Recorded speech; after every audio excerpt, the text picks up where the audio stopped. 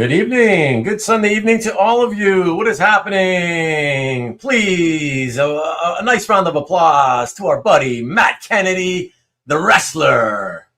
I don't know. Finally, the Kennedy has come back to Canada. Our pre-4th of July show, so figured a little bit of preparation might be okay. Yeah, a week in advance. That's all right. It's never too early. Hey, I hear they have a fantastic state fair in Washington going on right now with at least 30 to 40 dozen people attending. Oh no, your voice is going out when you get away. When you get too far away from the microphone, your voice is going out. How's this, my friend? Much better, much better. All right. Yes, I sadly cannot broadcast from the reflecting pool as I had planned today. Yeah. I had wanted to do that. Way to carry on. I had wanted to do that as well, but they don't want us there because until the repairs are made, Yeah, the algae is not doing too good for the audio that would affect us somehow, That's okay, man. That's okay. How you been doing? You've been having a good week? Yeah. I was looking forward to the time I'll get off next weekend. I was thinking of actually going into Los Angeles possibly for the long weekend. Oh, really? Hang out with some folks there. We'll see how it goes. Good. That'll be a nice time. Mm-hmm. Mr. Metallica, frayed ends of sanity. Yes, sir. Good evening, sir. Tom, what's good? What up, Marcus? Jason, what's happening? Who else is here? Everybody's talking to themselves. Of course, Tom. Say hello to Vivian. Where's Vivian? I didn't get to her yet. Greetings to the sane and the insane. What's up, Mike? Sell. There we go. Happy Sunday, everyone. Hey, Vivian. And let me see. We got, Peter. Good evening to you, sir. What's going on? Marvin Gaye. Or Four Non-Blondes. Or He-Man. Four Non-Blondes was What's Up. What's Up. But the chorus is What's Going On. Oh, yeah. I have that all, but I bought it when it came out. I was a fan. She used to work basically 3 doors down from the nightclub I worked at in the early 90s. She had moved down from San Francisco and was doing the singer-songwriter thing and worked at a coffee shop, coffee sandwich shop on Highland back in the early 90s. Wow. And she's she's an avid art collector. She collects a lot of is that right? art. Lowbrow art. Wow. Yeah, Linda Perry, amazing. What a story that she kind of became this one-hit wonder with the Four Non-Blondes, and then they broke up after that first album pretty much, and then still was such a good writer. She just focused on writing music and just hit after hit for all the pop stars of the Christina Aguilera, Pink, those two alone probably. I'm sure she bought 3 houses on that money alone. Yeah, I'm sure. Yeah, so that's pretty amazing. Got to give props to her. And the thing is, it's while she was a great songwriter, the music industry lost an incredible. What a voice she had! The power she had in that voice, the range, and I love that tone to her voice, man. Yeah. So it's a shame, but at least she's had a good career, great career, really. John Brown, what's good? What's happening? And who else do we have in the house? Jeff in Vegas, another Vegasite? What do you call yourselves? Las Vegas. Las Vegans. Las Vegan. You don't want to say Las Vegan because you may, you're going to pass the idea that everybody's a vegan there, Heart in the house. What? You told me you told me to have a good show, making it sound like you were not going to be here. Now you're suddenly here. What's up? You just popping in to say hi, Heart? I don't know, but good to see you. What's up? Let's see. Quintana. Okay, what are you talking about Quintana's for? Every week is a Quintana. He finds a bone and he chases it like a good dog. There's always that one bone he's going to chase, and he will not give it up until he has chewed it to its satisfaction. So he's been on the Quintana bone for a while now. He'll move past that eventually. He'll get to something else. But I'm glad that he's found something to sink his teeth into. If there's anything that Marcus is really good at, it's beating the dead horse. on a lot of stuff, you know? So yeah. He loves his Quintana. He clearly weaned on early David Letterman. Early David Letterman. Ah, the good old days. Lovely glasses, Vivian says. She loved your glasses. Look at that. Nice, Heart. Nice. A-listers only. Sweet. These are name brand glasses, crazy enough. Like these are designer glasses. And I think they were a giveaway in one of the goodie bags for the first year of Politicon, which was held in Pasadena that year, and I was on the guest list. I helped them organize an art exhibition that year. Trying to think who debated. It was crazy. They also gave away like Politicon trading cards. And I got my least favorite politician. But it's probably worth money considering who he is now to the people that he is that to. Okay.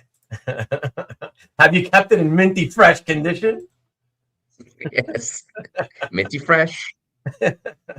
MLB, of all times for you to be able to not be here and have to catch it on rewind, tonight, when it's your favorite, talking about the market in general, not talking about as a hobby, but as a market financially speaking. Wow. Okay, I guess you have something important to do tonight. No worries, though. Enjoy it. Have a good time. She worked up that great big hill of life. Oh, lyrics from What's Going On. Yeah. From What's Up, I should say. What's Up? Yeah. And there we go. Hey there. Oh, Hoarder's Hide. Where was Hoarder's Hide? I missed it. Okay, I did it so quickly. Scott, what's happening, man? And okay, Hearts. And technically, I'm in Hendertucky. You are in Henderson. That is true. He's not. I don't think that's. He said he's always made it clear to me that he's in Henderson, not in Las Vegas. Yeah, but Hendertucky is a really particular, carries a particular connotation. I mean, I guess he's on the rim of Hendertucky. I don't know. I would call that Henderson, but he's lived there longer than me, so we'll take his word for it. I think you take his word for it. He's been there longer than you, so let's just give him that. Hell of a lot longer, yes. There you go, Jeff. I'm giving it to you. You win. I did not, though. Okay, there's news, I guess. You didn't see. I did not see any latest Quintana news. I'm sure you will let us know what that news is, though, Marcus. I'm happy to hear it if it's interesting. You know, sketch cover sold for something like. But there hasn't been any auction that would have happened. So unless it was some kind of prize, it was a what's not. It was a what's not. Oh, what nothing. Oh, yeah. Oh, so you know about it already. Yeah. Okay. And how much did it sell for, Matt? Marcus can tell us. It was over 10 grand. I know that. It might have been 18 grand. Okay. But whatever it was, because of the nature of whatnot, that's just $18,000. And so they don't lose any seller fees on that sale because it's whatnot. Just processing fees. Hey, Mucky. But the thing is that if it's only in the just over the 5-figure area, knowing that he made his bones by that $100,000 sale, why would it be news like that? He sold. It's unpublished. It's unpublished. It's a sketch cover. Fair enough, but 10, 15K. Unpublished. So would a Jim Lee sketch cover sell for $18,000? Probably not. Think of people whose published artwork is selling for as much or more than Dan Quintana's, and their sketch covers are not selling for that much. So sorry, maybe I missed that part. Are you saying this 10, 15 grand thing that just sold on what? 18.5 thousand. Oh, 18. What you're saying that was a sketch cover? Yes. Oh, so just a regular, very nice one. Okay, very nice sketch cover. Still fully painted, kind of thing, like his painting style. Yes. Okay. Yeah. Okay. Yeah. Okay.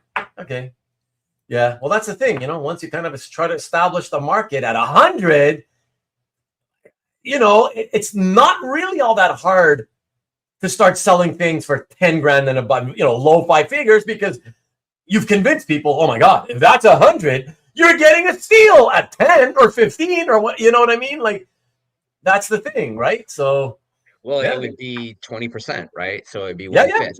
exactly. And if you look at the quality of the piece, it's comparable. You know, it's very comparable to the quality of the piece that was published. But Really that if close? we're Wow. going to view it in terms of how we collect, if you have an unpublished cover, say by Jock, versus a published cover by Jock, is it worth 1/5 of the published cover? And Yeah. maybe that's what the market is telling us, that maybe that's the number we should be, fixated on. Who knows? There is no pattern. It's only happened once, so we'll see with the next one. That's right. That's right. Oh my gosh, Tom says that Bill Wu got it. Bill Wu's going crazy for that stuff now. He's buying all kinds of. Was it Absolute Batman related? Yeah, it was an Absolute Batman cover.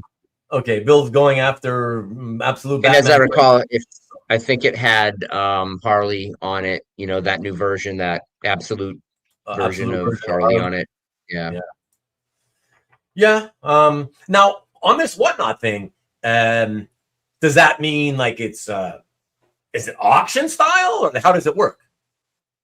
Whatnot is kind of auction style. Yeah. So, well, not kind of, it is. It absolutely is auction style. They do their drop, and you have like 10 seconds or whatever that you set the auction at, and then every bid will add like 2 or 3 seconds to it. And so that's how it got to 18.5. I don't know where they started it at. I don't know if they set it at that price and one person took it, but I was aware of it selling this past week. Okay.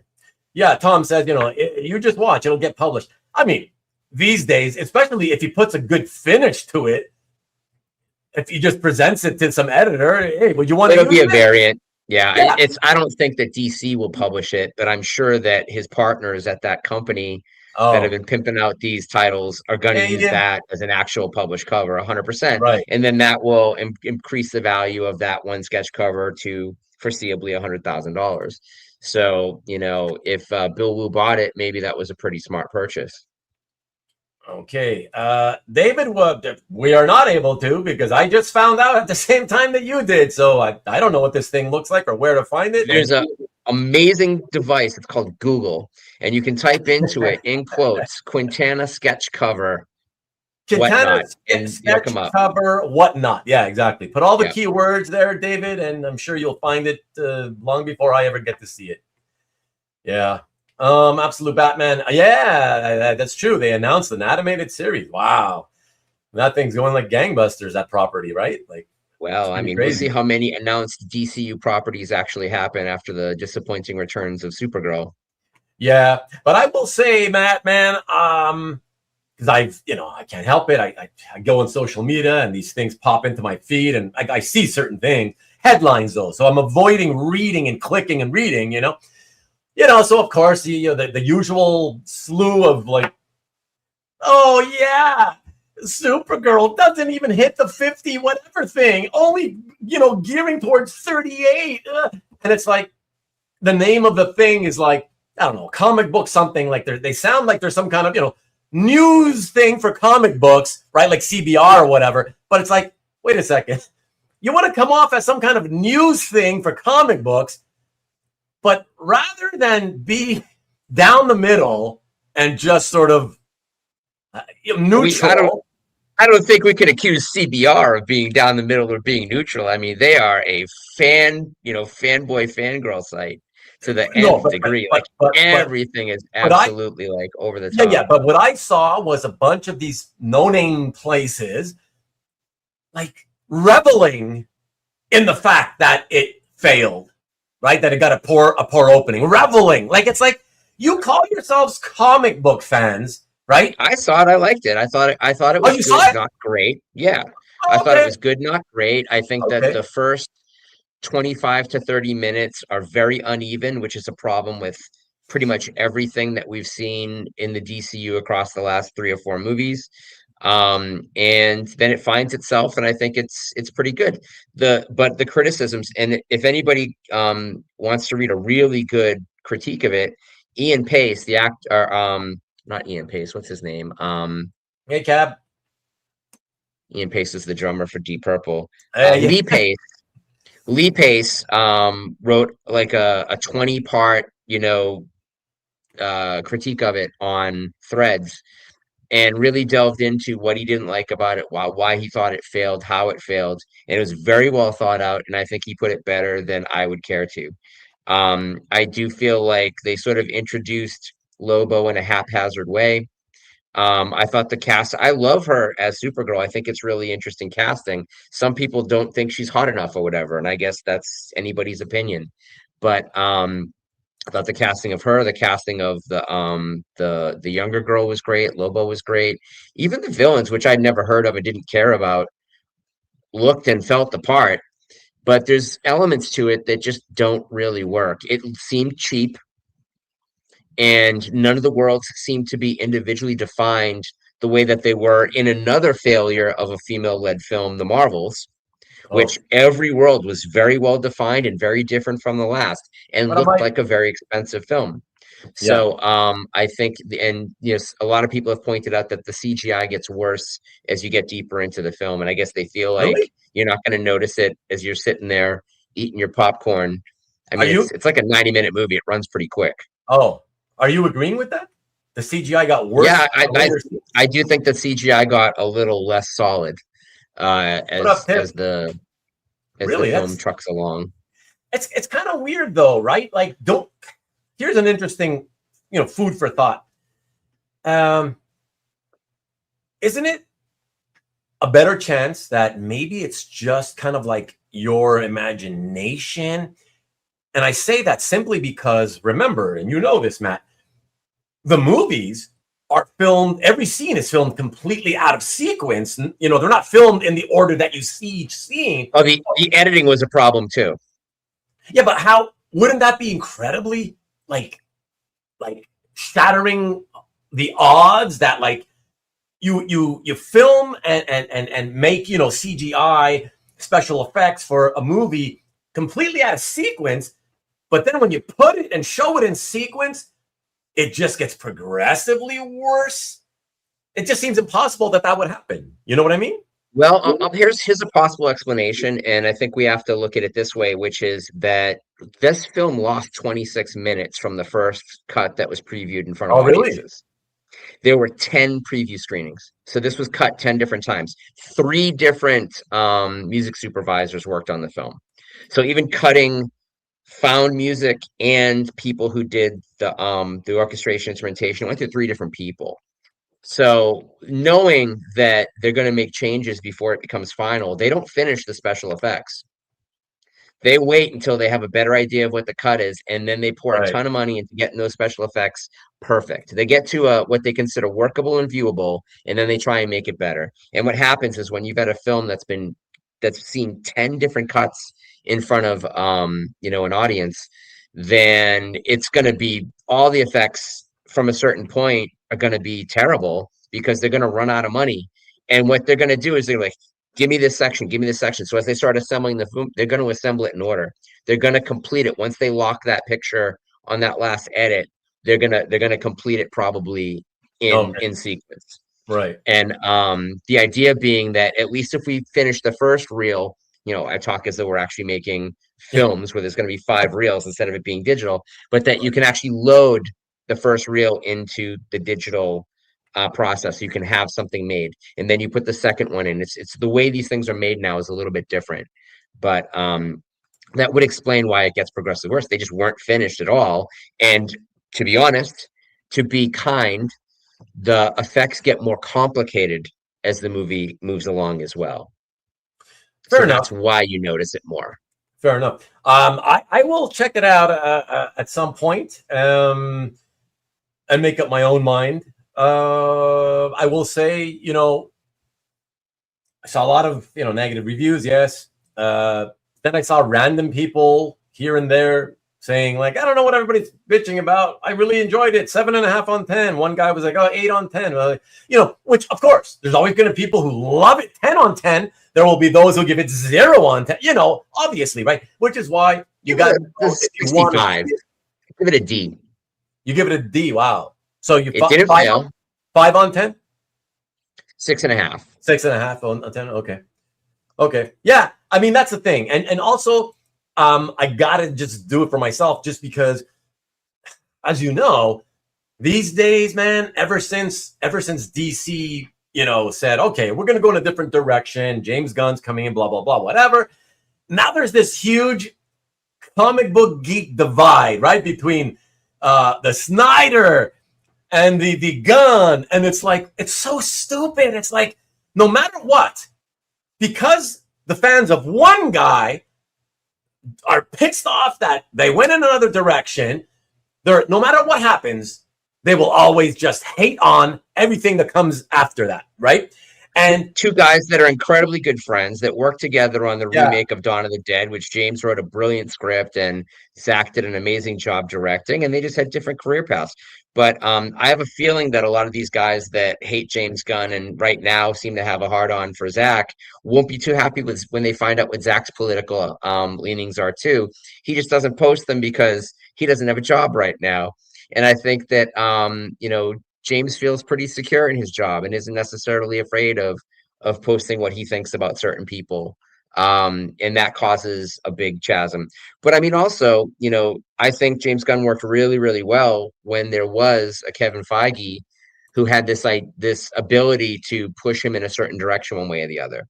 And I feel like when he had already done Guardians 3 and they're like, well, what's the point? We're losing him. They knew he was going to DC at that point. They're like, let's let him deliver his movie. He's done well for us. We're not going to give him too much supervision.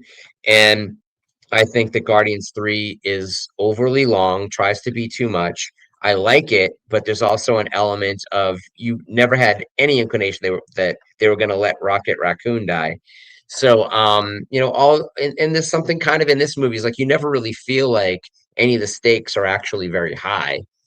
They're not going to kill the fucking dog, so it's like that she's going to make it back in time with the antidote.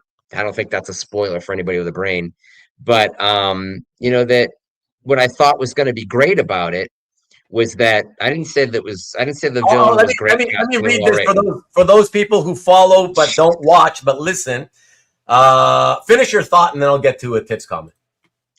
I think that one of the hooks to me in seeing the last trailer before the film opened was that it seemed to capture a lot of that heart of you're putting an animal at risk, and having that be the stakes is going to pull at people's heartstrings in a really effective way. But we didn't get enough of a reason to really care about Kara, and we didn't get enough of a reason to understand why her not wanting this younger girl to go down this road of vengeance mattered. And maybe that was solved in a 26-minute longer cut. Maybe it wasn't. I just don't think that this director's credits were necessarily enough to be like, oh yeah, this is the person we need to put $150 million, $170 million film in the hands of. But yeah, let's get to that So let me misinterpretation for the benefit of the people who work and listen while they work and not watch. Tiff says, surprised to hear Matt say that the villain was great casting and well written. Didn't think I said it was fine, is what I said. I didn't say it was great casting, and I never said it was well written at all. So wind back and listen. I thought the villain was bland, but I guess one man's Killmonger is another man's creme. Well, he already I don't think he was as bland as other basically meaningless villains, meaning like, the snow giants or whatever, the snow elves, dark elves in the second Thor movie, completely worthless. Whiplash in Iron Man 2, completely worthless. I felt like you got a sense of a mix of danger and kind of humor in the fact that these guys were, so unrelentingly evil. I mean, they're basically intergalactic sex traffickers. So that's also like setting them up to be like the worst of the worst. But I felt like in that capacity, they undersold it. Like you kind of get that that's what it is, but they could have hammered it home a little bit harder to make them even worse, and they kind of didn't. But I mean, at that point, it's like, okay, they're kidnapping children and they're killing animals. Like, how much worse can we make them, in a not R-rated film? Let me ask you one thing, because if I remember correctly, you had mentioned, when I had talked about, a few months ago, the fact that we're doing this movie based on the Woman of Tomorrow, storyline. I think you were one of the guys who had said, I have read that. Is that right? Yes. Yeah. And I think you had enjoyed it. It does not follow that story really very closely. There's a lot of differences to the nature of the relationship between Supergirl and this younger character. That story kind of follows a pretty well established trope, and so a lot of what made that story good is missing. But I mean, really, what's missing is the world that Bill Quisevely created in the comic is just not reproduced on screen at all. That's a shame because I from what I could tell, like from most people love about it. Well, what I could tell from one of the trailers I saw, it did appear that they were going planet to planet, and that did happen in the comic book. I remember, right? Yeah. But are you saying that it's just, I don't know, what the way they handle that travel is, it's just not as good? Different worlds just look like Texas or like really Colorado or like really. I don't know. So they don't look very outer spacey, basically. No, it looks cheap. It's like and someone raised the point that there are a lot of films that take place in ugly, dirty environments that look so much better, like the Mad Max movies. They're ostensibly in a desert. What's very interesting about photographing a desert, you just have to have an eye for it. Yeah. And I felt that was missing. And they really, I mean, the only tribute they paid to Bilkis is they gave characters the name Bilkis and they spell it differently. You see it on a sign. And I'm sure there's other Easter eggs that I've missed, but I thought it was good, meaning that it passed the barrier of being bad. Okay. So like, I could watch it and feel like I wasted my time, but it was not anywhere near what I was expecting. Okay. I'll reserve judgment. Like I said, I'll want to watch it and just out of curiosity, see how it goes. If you remember, I only gave Superman 6.5, a solid 6.5. It's got things to build on, but I don't think it was that good. It was all right. I might go to 7 on that. Like that. I felt that was a little bit better, but I thought that it had major flaws as well. Okay, yeah, fair enough. Can I pronounce Bilkis? I don't know. I think that's how she says it. Is it Bilkis? Bilkis. I think so. The way they say the name in the movie is Bilkis, but they may just be. But that's Americanized. You know what I mean? She's Brazilian. So, Chuck Arnold says, "I thought Supergirl was great. I took my daughter and she loved it.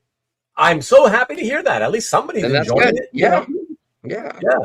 Thanks for putting that out there, Chuck. Yeah, I'm not going to poo-poo anybody's good time. Huh? I'm not going to poo-poo anybody's good time. Yeah. So that's it. Yeah, I hope to take Arwen with me, and hopefully we'll enjoy it. So, fell asleep during Superman. What I saw, I rate a 4. Wow. I enjoyed the Tom King Supergirl. Yes, a lot of us, we talked about that, Hart. A lot of us enjoyed the comic book. Yeah, for sure. If you're expecting that, you will be undoubtedly disappointed. Yeah. Okay, fair enough. I'll see. Chuck wants Supergirl for a role model, and Ian gave it a 5. All right. Fair enough. I'll let you guys know as soon as I see it. All right. I'm going to get right into this, but just give me a couple of minutes, guys. I will very quickly do a couple of promos, and then we'll get right into tonight's Stop the Insanity. And insanity time, Hart. Insanity time tonight. So first things first, let me give a quick shout out to my newest subs, AID. I think that's how you would say it. I don't know how else you would say it. The next guy, I think you're trying to make a little joke about Mike Cox. I don't know.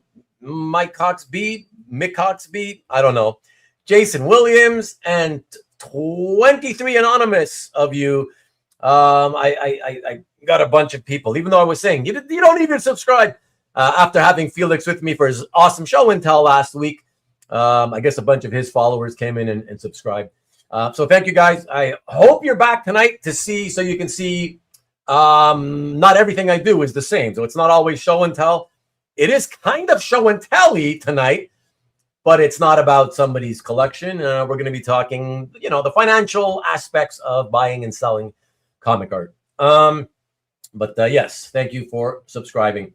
And let me just quickly get into the promos. And the first one for tonight is from a few days ago.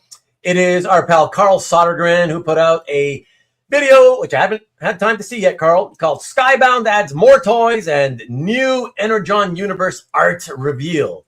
Sounds like he's going to do art from his collection, unboxing type of thing. I don't know. It rolls right off the tongue. Absolutely. Very short, brief, and to the point, it seems like, So let me put this direct link to that video right there for you guys. Check it out if you can, please. And then let's see what else we have. Okay, so the second one is Stingray put out a video called. I watched it. It was very good. I like you did? Okay. I haven't had time yet. Art unboxing, Fever Pitch. I'm gonna go out on a limb and assume it's not related to the movie Fever Pitch. But who knows, right? Find out yourselves by clicking the link I'm going to put in the chat here and checking it out on your own. All right, there you go. So there's that. And then, so last but not least, actually, you guys would know. So on Friday, 2 nights ago, was Arwen's high school prom. So I was busy. We went there. Me and Vivian went there with her. They had a pre-prom thing for the parents or whatever, super busy with that. And I came back home later. Her and her friends came back to our house. So I didn't even have time to go and check out the rewind of the show. But I checked to see if there was something scheduled for this Friday so I could, because Nikki didn't email me like he usually does. And I did not see anything. However, I did see something already scheduled for the week after. So you guys who were there on Friday, if you could just confirm, my feeling is maybe there's no show this coming Friday, because it's weird that they would not have done. The 3rd is the observable holiday. Huh? The 3rd is the observable holiday for. Friday ends up being the 3rd. Is that right? Okay. There you go. Okay. Thank you. Yeah. I forgot about the dates. Yeah. So, okay. So fine. So they're skipping that. Okay. So there you go. And that means that, he's going to be. So you know what? I'll do it next week, but I might as well, since I have it here now. Hold on. Let me, because I didn't finish doing. Did I? I don't know. I don't know if I put this in there, but this link is for Stingray. So that's his video. So catch that one. Whoa. And then so for Nikki B, 2 weeks from 12 days from now. So 2 Fridays from now, he is doing a show called Christmas in July. So that's going to be Friday, July 10th. All right. And I will put that. So just remember, it's not this coming Friday, but the one after. All right. And check it out there and bookmark it, whatever you got to do. There you go. Christmas in July, 12 days from now. All right. Okay. And now let me jump back in here. Let me catch the last few comments, and then we'll get right into this. Any thoughts on calf? Here we go. I never heard of this. Are they?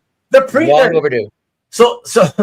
So they're making the tiny few of us who have always supported financially pay more rather than working to try to get the freebie people to just pay for the first time ever. That's kind of interesting. And what's it going up to, 100? Well, actually, it combines 2 premium services. So if you were subscribing to market data before, it's cheaper. If you weren't, it's more expensive, and you have no choice but to subscribe to it, I guess. I don't need market data, so what's my choice? Your choice is to pay more. Get it anyways. And I see. They're going to combine it, and they're going to give it to you no matter what. And and I'll have to pay how much? 120. Oh shit! So it's not even just going up to the round number of 100. They're jacking it up to 120 from 75. Wow. Because I think it used to be 75 for the standard premium and 75 for the market data. Right. I mean, again, like I say, I think that it's long overdue. I'm surprised it took this long to happen. I'm not surprised. But what I would have to point out is that you're paying to make the site better because it's your collection, it's your artwork live on that site that gets It's eyes on true. it. True, but we are the But ones who provide that value. Without us, yes, their entire business has no value anymore. Other than maybe OAX, but without the people, that's what drives the only value the site has is the traffic that goes to it to look at comic art. So without us being willing to put our collections up there, there's no value there. So I'm just saying, think of it in both directions. They provide.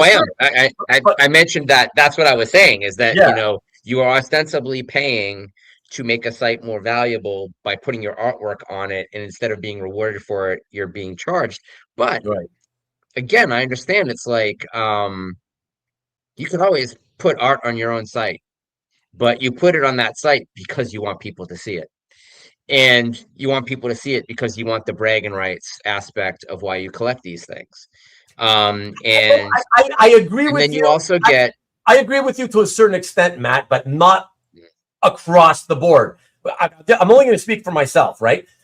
Like I've done it, and I do it only. I don't really post much anymore because I'm lazy. But when I've done it, it's been altruistic on my part. I must say, I don't feel I need to go through the trouble of doing that. Believe me, I love just looking through my collection, and I don't need to have it up there. I don't care whether you like my stuff or not. So I don't need to do it. I do it because I feel like everything I try to do within the hobby has always been under the premise of like, hey, we all pitch in, we do our little part to make the hobby better. That thinking, right? So that's why I've done it, because I feel, okay, all these people are doing it. Maybe there's going to be people out there that do enjoy and appreciate seeing whatever it is that I do post. You know what I mean? But I have to tell you, I don't feel I need to post. I certainly don't do it because, I need my fix of comments or I need my likes or whatever. Like, I don't do it for that. I know some people do. I'm just saying, I don't think everybody does. I certainly don't do it for that reason. That's I you know what I mean? So I just want to. Now, someone's saying that they couldn't add HTML in descriptions. I had no problem doing that. It says no Q URLs. What are you saying by Q URLs? They used to have this thing. You know what tiny URL is? Do you remember that? Tiny URL? Yes. Remember that website so when you want to give somebody a URL, but on some sites like a random eBay auction, when you copy and paste it, it's 5 lines long, right? And you put it in the tiny URL, and it turns it into this tiny 9 or 12 character thing. So Bill had made this Q URL. I don't know what it stands for. Quick, maybe. I don't know. And he made his own version of tiny URL that he had on the site. I guess that's gone now then. But I guess that's gone, yeah. I mean, I almost never share links to that site. What I will do is I will link away from the site if I'm selling artwork to my own shopping cart. If they were to eliminate that, I would surrender my membership. But the other thing is you do get free vending opportunities in 2 online shows a year as well. And I mean, that has value. Certainly, I think more people are participating because they have the membership and it's just something extra free that they get. But now you have to view it as a value add. And so now you have to kind of look at it and be like, well, in order to get my money out of this, I feel like I really do have to participate, even if I only put 2 pieces up. It'll be interesting to see how they address non-members and whether or not they allow it, if they limit the amount of pieces they can put up or how they want to do that. Again, on their end, it's no skin off their nose to give these guys a bunch more space to do so. Seemingly, a lot of the stuff that gets uploaded is not scanned and high res and popped up. It's often bad phone photos that get put up. So there's nothing that seems to be in place as far as perhaps quality control to ensure that what's being posted looks good. But that hasn't mattered to anybody for 20 years. So I guess the idea is that it won't matter to them now. So again, like I said, I think it's long overdue that the price goes up. I feel like it's probably been operating at almost a loss for a very long time. and this makes it probably brings it to a position that they figured out that the site will pay for itself without the extra stuff, like the extra conventions and things like that. Again, my thing is like, yes, it's been, cheap for a long time. Look, it used to be $50, not even 75. 75 was the increased price, like I said, so whatever, like I'll pay it, right? So that's not my issue. It will be for a lot of people though. So it'll be interesting to see what happens. How many people do not renew? I imagine there will be quite a few. That's my gut feeling. My issue is not that. My issue is that Bill never he never lifted a finger to try to convert. And I said for years, you have to convert. Stop talking about raising the prices. Convert. You got barely over 1,000 people paying the price, right, for premium.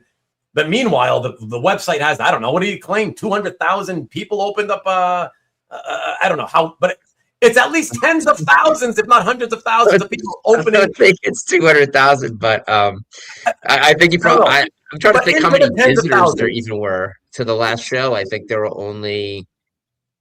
I can't think of the number. If Cosmo were here, he could tell you the exact number. But I mean, I think that you're also, to a degree, because it's so marketed, it's kind of like a circular marketing thing, right? Like the people who make it valuable, the people who need it. And the conventions are the things that are trying to get more people involved so that circle gets a little bit bigger. It's not quite as navel-gazing. And so I think you have to provide a free option. I mean, were at my site, would probably limit to 12 free pieces in a free gallery. And if you want to post more than 12 pieces, you can either swap them out sporadically or you can pay for an annual membership. But I guess when you look at that breakdown, so if it's $120, it's what, $10 a month? So like there's a lot of streaming services that are cheaper than that. Again, my issue is not with the price increase. My issue is these lack of effort, the abject failure, because there's no other way to put it, the abject and complete and utter failure of the company to convert people, the freebie people, into paid subscribers, right?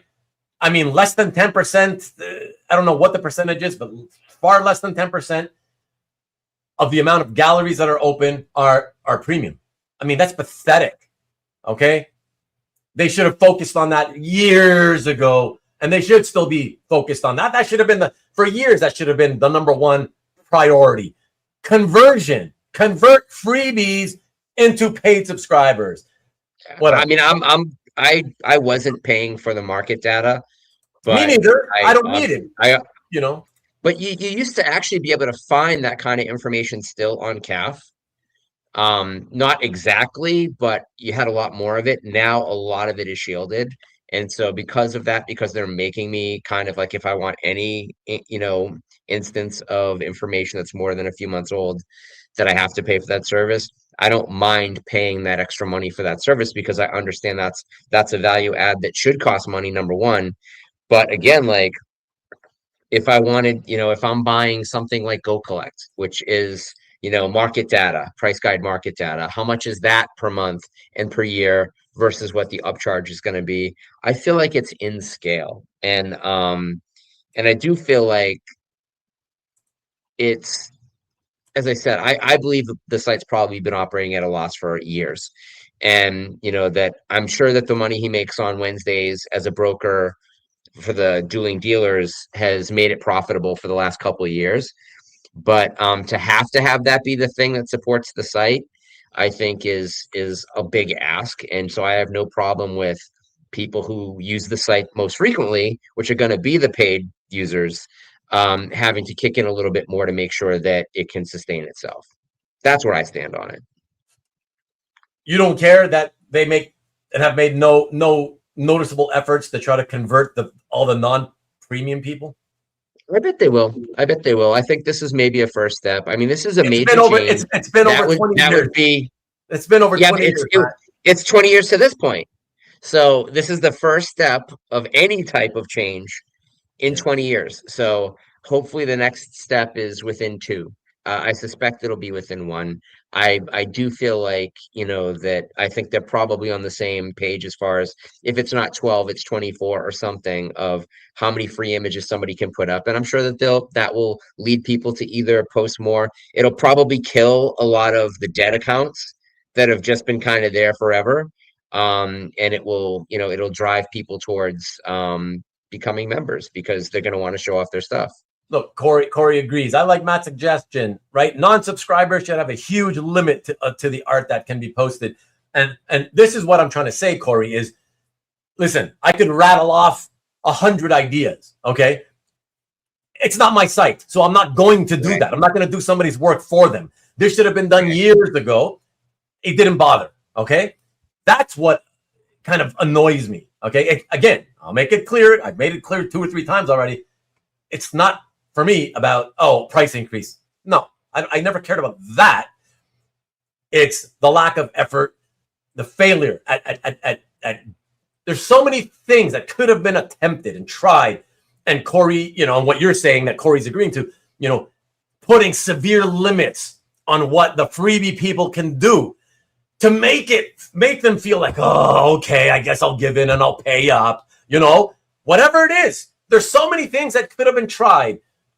No, never wanted to risk pissing the people off. Like, why are you scared of pissing people off? They're not paying anything. Who cares if you lose people that aren't paying you anything? You know what I mean? I think the new regime has a different attitude about that than the prior regime. Listen, it's all about Kaz. Really, for me, at this point, it's all up to him. Okay, because before him, it was a shit show. There was no effort made to do any of that. I know he's got his hands full, OAX and all that stuff, but whatever. There's only so many things and he can do in a day. I get it. So I would look forward to hopefully. And there may be, with new ideas and with, people coming into power, there may be a resistance, and maybe an even bigger resistance to listening to other people's ideas because they have their own ideas that they want to run and they want to give those a chance. They want to give those things a chance to succeed or fail on their own merits before they even go outside of the, the groupthink that's in place. They may be like, we got it all covered. We're going to do it. And, they'll live and die on it. And that's, we'll see, we'll see if that's a strength or if that's a weakness. And if that's even the case, because I don't know that that's the case. But, someone else had mentioned that they just wanted to keep the 2 tiers. Well, that's what it was. So this is the change. All right, man. So everybody, let me just quickly get to these last few comments, and then we're going to get right into it, okay? I didn't expect, sorry, to those of you watching for the first time, especially, apologies. I will tell you, my shows typically do start off, no matter what we do, they always do start off with 30 to 45 minutes of chat anyways. I did want to get into the insanity a lot quicker tonight, but I was okay talking about Supergirl just to start off a little bit, take up the first 25, 30 minutes. That's fine.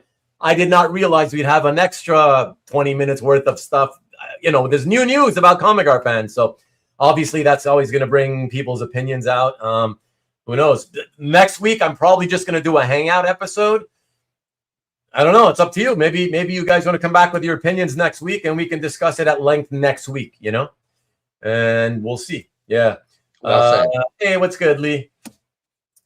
And so let's say hello from everybody. Make the browsing free. Okay, I'll maybe we'll talk about it next week. I'll skip these comments about that for now, and we'll see what happens. Evening, sane ones. What's happening, Mikhail? Wow. And let's see what else. The price increase, maybe. Okay, I see. I didn't receive your email about that, Marcus. So I figured you must have been spending your money elsewhere, So let me see. I think we're caught up. Looking forward to reading it. Okay. Excellent. All right. Maddie, you ready to go, baby? All right. Let's do this, everybody. Okay, so very quickly, it bears mentioning every time we do this, because I don't do the insanity episodes often. And there's always some new people tuning in, and especially after last week, I got more than a couple of dozen of new viewers.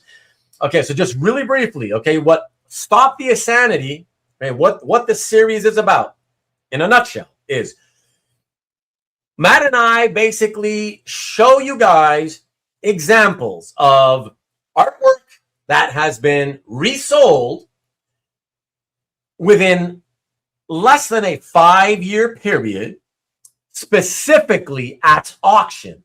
Okay, so reselling at auction within 5 years or less. Okay, the point being that we have already demonstrated throughout this series that doing so typically results in an almost guaranteed loss to the person reselling. Roughly 85% of these types of resales end up in losses, and approximately 15% are lucky enough to still either break even or make a little bit of money. And so that's it. That's what we're doing. And that's the whole point of the Stop the Insanity. We're trying to get people who do that to stop committing insane acts like that. And all we can do is just kind of keep showing examples of what happens and hope that slowly but surely some of these people eventually kind of like, okay, you know, maybe I should stop doing that and try to hold on longer to my artwork, you know, or make better buying decisions in the first place. So I kind of am more sure that I'll likely hold this for at least 5 years, you know. And that's basically it, everybody. So that's the point of this whole show. And it has become the most popular, most viewed show out of all the shows, the series that I do on the channel. Thanks in large part, of course, to my buddy and co-host, Matt Kennedy, who's always here with me. So I appreciate it, Matt, as always. Yeah. And that's it. So let us, as Frank Brockle is in the house, let's start the insanity indeed. All right. And sorry, Mike Asbill in the house. What's good? What percentage does the auction house take? Oh, it varies because there are many auction houses, right? So it could be as little as 10% total to as much as like roughly 40 some odd percent at another one. So it just depends on who you use, you know? On the two big auction houses that we're probably going to be addressing most, the posted rate for most fees is going to be 18 to 20% at Heritage and at Comic Link. Now, you can get a better deal if you get like a really banger page or a great relationship as a frequent seller with either one of these auction houses. They may sell it for free and only take the pull off of the buyer's end. But generally speaking, you're probably looking at giving up at least 10%. And in the last couple of years, if you're not a real frequent seller with really banger pages, you're looking at paying at least 15 to 16%. Right. So with Heritage, because Peter's asking, who's 40%? Remember, Peter, Doyle, with Heritage, nobody touches, right? You don't get the top 25%, right? Of that final price you see there, right? The top 25 is the buyer premium. Oh, I see what you're saying. Yeah. You're talking from the hammer price. Yeah. Exactly. Right. So right away, you don't get any of that. So you go 25% lower, and whatever that number is. So let's give it just this very quick example. If it finished at exactly $1,000, that means that the top 200 was the buyer premium. So the consignor isn't getting any of that when they sell to them, right? So now you have 800 left. Out of that 800, it all depends on what kind of a seller fee you can negotiate with the auction house. Typically, up until last summer, when they raised the fees from 20 to 25%, right? When it was still 20, typically a lot of people could negotiate a 10% fee rather than the whole 20 on the sell side. Okay, so you had the top 20% you lost, and then maybe 10% on top of that. And when you actually do the math, though, it's not when you combine them both, it depends on what it sells for. It's not a combined 20 and then 10 on the other side equals 30%. It's not that. If you actually do the math, depending on what the thing sold for, do the math on each individual piece. Sometimes it works out to 36%. Sometimes it'll be 38%. It can hit 40%. Like, yeah, it just depends, right? So that's it. Paid price of the paid price, not the hammer price. So so if you win it at $1,000, now you're paying $1,250 for the privilege of that $1,000 hammer price.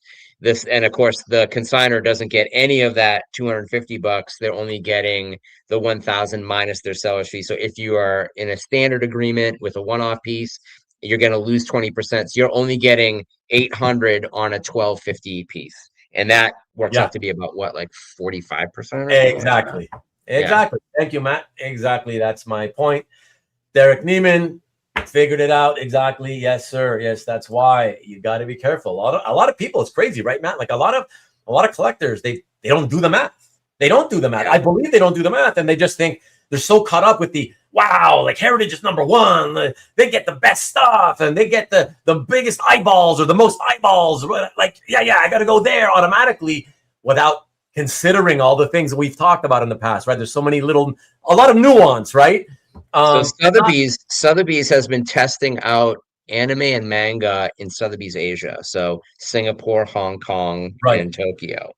And the second Sotheby's realizes that it's worthwhile poking their toe into the comic art world in the United States, Heritage is in trouble because Sotheby's has a very standard collection policy depending upon how much the piece goes for.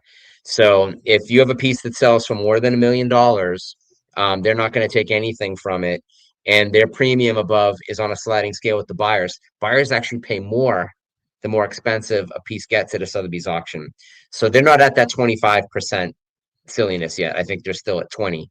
Yeah. But you know, the extra premium for purchasing a piece above $1 million comes with a VAT tax.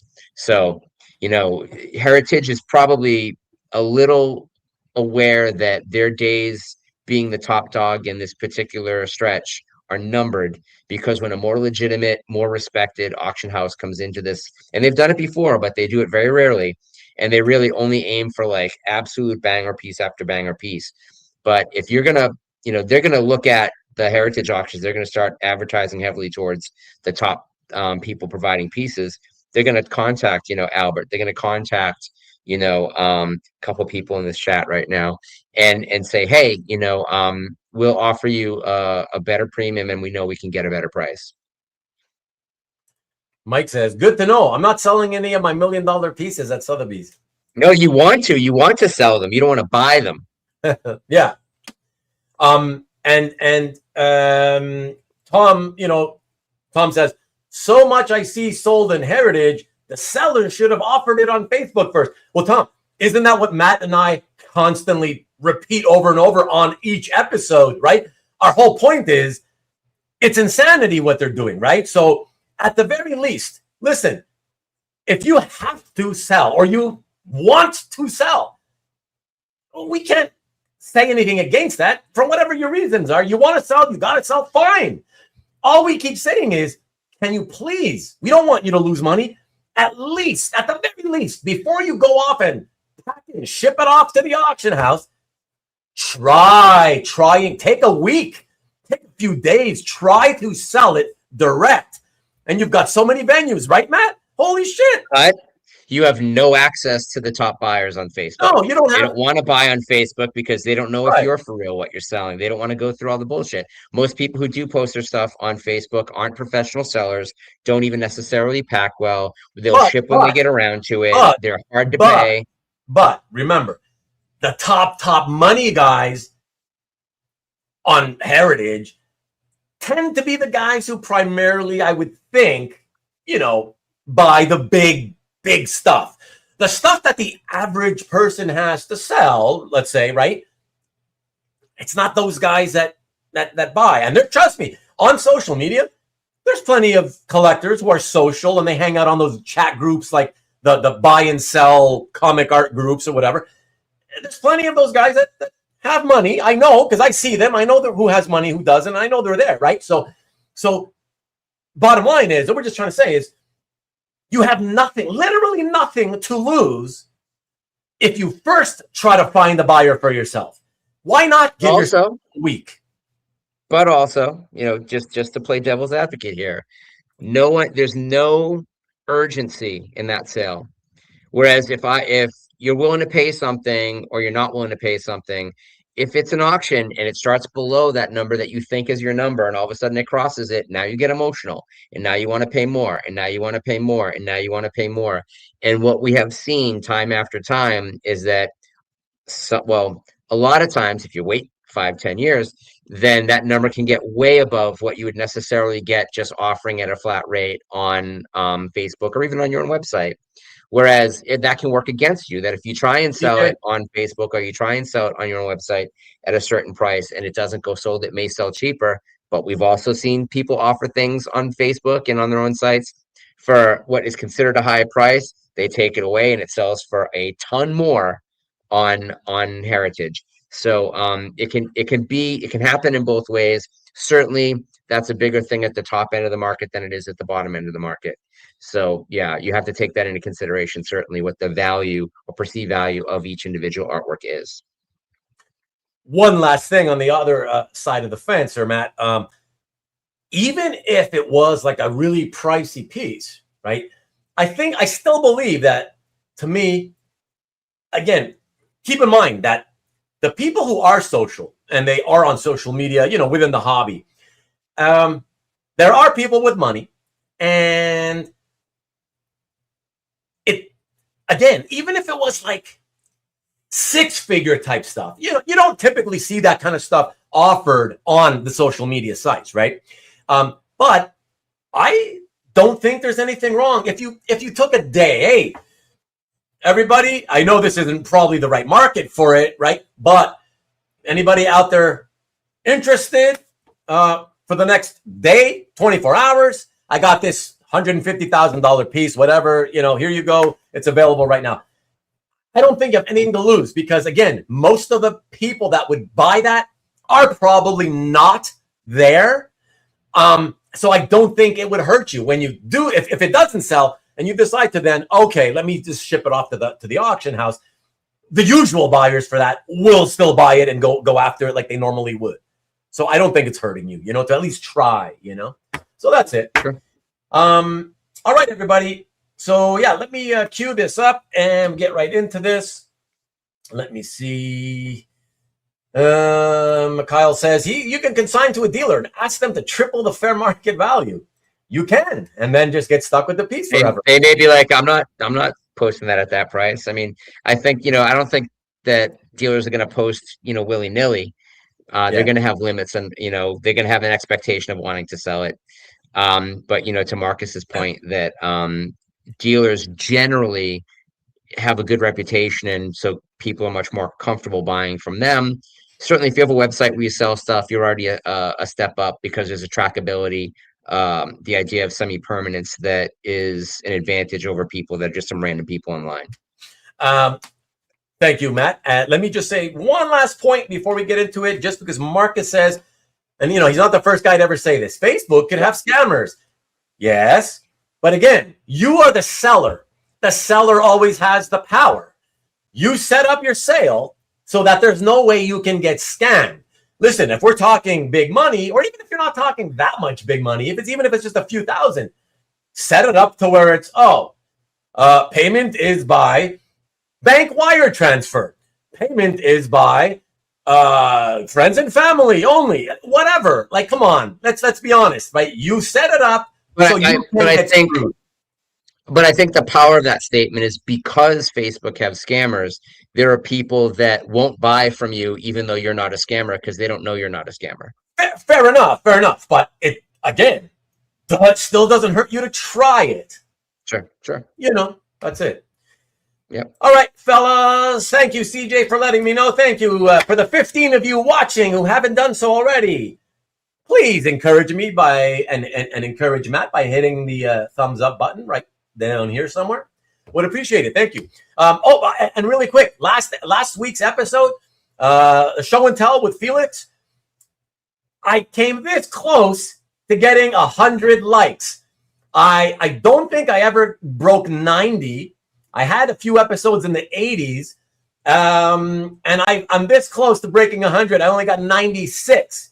So if there was 4 of you who watched last week's episode and didn't bother to do it, please just go and do it. It'd be nice. Again, it doesn't give me any money or whatever. It's just fun. It'd be fun to break that you know, especially you guys, are always so interested in me breaking episode length records.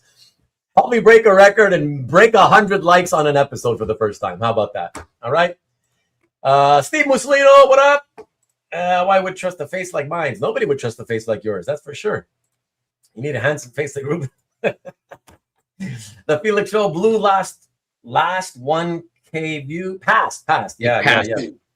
It didn't blow past it. It's you know, just past it basically. But yeah, hit 1,000. I think that's the third or fourth show. A little bit of context, and possibly surprising that like the reels I've been posting on Instagram have habitually been hitting like 400 or more in a couple of days. Yeah. And the last thing that I posted was like a bunch of rogue sketches, which you think would be like the crack cocaine of this audience. Right. And I don't think it's past 200 yet, which is crazy to me. Yeah, it's weird. You know, you never understand. I never really get social media. Why some people do this on this site, but they won't do that on that. Like, it's weird, you know? The whole thing is weird. Maybe I have a following that's more female than male. I don't know. And to them, rogue isn't interesting. Who knows? Maybe. All right, fellas, let us get into this. We got, as always, 15 pieces resales on the docket tonight, and a lot of them very interesting. So let's check this out. We're going to start off tonight. The first piece is contemporary. Check it out, everyone. It is Amazing Spider-Man 48 cover by Gabriele Dell'Otto. And this was purchased at $15,600 on Heritage, September 2022. So a little over, I guess we could say 3.5 years ago. All right, 15.6. And what happened after that is the seller resold it 3 years later, exactly, at Comic Link. This time, the sell price only hit $10,402. And of course, the seller had to get 10% below that. And that left him with a total of $6,238 as a net loss out of his pocket. The equivalent of basically 40% after 3 years of holding this piece. So very hefty loss, both as a net loss percentage, but also as a net terms in his pocket and on percentage terms. And Matt, man, what are your thoughts on this? I was kind of curious. I know because you're also into like you're more into contemporary art more than I am. So I was really curious to see what you have to say about this one. I mean, that's a pandemic sale initially, so the buyer overpaid for it. I will say that I think Marvel did a really good job in capturing the essence of this piece without much alteration to it, which can be unusual on a dark piece. But I also think that as far as Gabriele Dell'Otto pieces go, this is a pretty weak one. And the amount of available pieces by that artist over the past 3 years has probably vastly increased. I think that he's one of these artists that's always getting better. And so buyers would have had more variety. But I think this is just the formula working, right? You know, like they didn't wait long enough. They overpaid to begin with. And when we're comparing to pandemic pricing, we almost have to extend it even further because that represents the absolute zenith of the market pricing. So, no surprises here. Matt, let me ask you, man, because you and Corey both stated the same opinion. You both said it's not a very good Dell'Otto. I'm just curious, can you be a little more specific as to what you think what's not good about it? It's super dark, and that's not what you necessarily want from Spider-Man. So the lead character is not well articulated. Most of Dell'Otto's other covers are much more dynamic. You get more detail for the piece. You know, like there's a lot of black on this. There's a lot of buried detail that is inherent within the painting itself. So it's not like we've lost definition in the printing process. It's a lot of black space to start with. And the best elements, which kind of make this different than just a painting of Spidey, are going to be those gargoyles in the background. And I don't think those are enough to make it like a standout Spider-Man piece. And with the variety of artists who have worked on Spider-Man comics and the number of titles, you can get really, really good artwork in that $10,000 range. Certainly in a $15,000-$16,000 range, that opens you up into some really iconic stuff. I mean, there was a beautiful Casada cover that sold just recently for, I want to say $8,000, which I think is about 10 times better than this. Okay. Yeah. Corey said it's not articulated, no color, no movement. So the color factor, and Steve Mussolino, I didn't skip you on purpose. I'm gonna get to you, all right? I didn't forget your comment. Question, I should say. Is it to say then, Matt, Dell'Otto, like if you're a Dell'Otto fan, because he's a painter in general, you expect color from a painter? You want it less dark always? Or is it just Dell'Otto thing? I want detail. Okay. And that's a piece without a lot of detail. Like the most detailed aspect is the background. And you're not buying a Spider-Man, cover for the background. You're buying it for Spider-Man. Yeah. So without there being a great articulation, a dynamic pose, like you say, it's got no movement. I think it's not a failure as a cover. It's fine as a cover, but that's one of the lesser Dell'Ottos out there. Okay, fair enough. I mean, to me, yeah. Listen, I don't agree with you and Corey. The darkness aspect of it, I'm like, oh, that's kind of nice. It's like Batman, but with Spider-Man-ish, interesting. But on the other hand, I'll also say, I've said it before. I'm not a fan of the last, the last generation's worth of covers. Most covers, the industry went towards movie poster, pinup style. Yeah. And I'm after 2.5, 3 decades of it, I've been fed up with that for so long. It's like, and that's so it's not just for me. It's not just the Dell'Otto thing. To me, I say it about almost every cover. It's just, oh, great, another pinup thing. Like it, nothing to do with the story. It's not a scene from the story like they used to be pre-90s. You know what I mean? That kind of thing. Yeah. So the cover was either the first panel of the comic or it was what that comic was about. And now it's just something to sell you a comic. Yeah. Exactly. And anything could be on the inside. Yeah, exactly. Because the industry now, they're always, struggling. And they know that they need the whole variant cover thing. That's why they do so many multiples of so many comics. Because they know that there are a lot of the people that do buy comics, brand new comics off the stands these days, they are attracted and buy more than one copy oftentimes if they like the cover, right? Like, oh, I bought the regular one, but I couldn't resist this one, right? And they know it. So, okay, let's just do variants, and it increases the sales, right? So, yeah, Greedy Collector's back. What's good, dude? Says, looks like a Dell'Otto commission, to be honest, and not one of his best commissions. It looks stiff. Yeah, like, the stiffness, the lack of movement. I get that. Yeah, it does. It's well finished, but I agree that you could have told me, oh, that's a cool sketch cover. That's a sketch cover. Like, I believe you. Like, it's, like a back cover, Yeah. Yeah, MLB says, I know a lot of Dell'Otto covers. Don't remember ever seeing this one before. Okay, well, there you go. Now you've seen it. This is a hidden figure. He's not Massafera. Oh, whatever, Massafera, please. No, he's fine. He's overrated. I don't know. I don't get that hype either, but whatever. I like the dark. I see it, Rick. Me too. That's what I said. I like the darkness aspect of it. Massafera much better. Okay, you guys watch too much Berkey. Might work better with Black Suit Spidey. Well, yeah, but then you'd really see barely anything. A nice contrast is what you'd see, but that's about it. You'd still complain about the detail lacking. Wouldn't pay that kind of price. Let me ask you about that. Because that's what I wanted to do, and then I forgot. So thanks for reminding me, Rick. Matt, do you know his market well? Like his aftermarket well? Do you know what a Spidey cover should go for? I mean, well, if you look at what Dell'Otto stuff is selling for now, I can see why the person who paid 15 grand thought that maybe it was worthwhile putting it market, thinking they'd probably get 15 grand back, and didn't do the math, realizing that even if it sells for 15 grand, they're going to only make, what they make.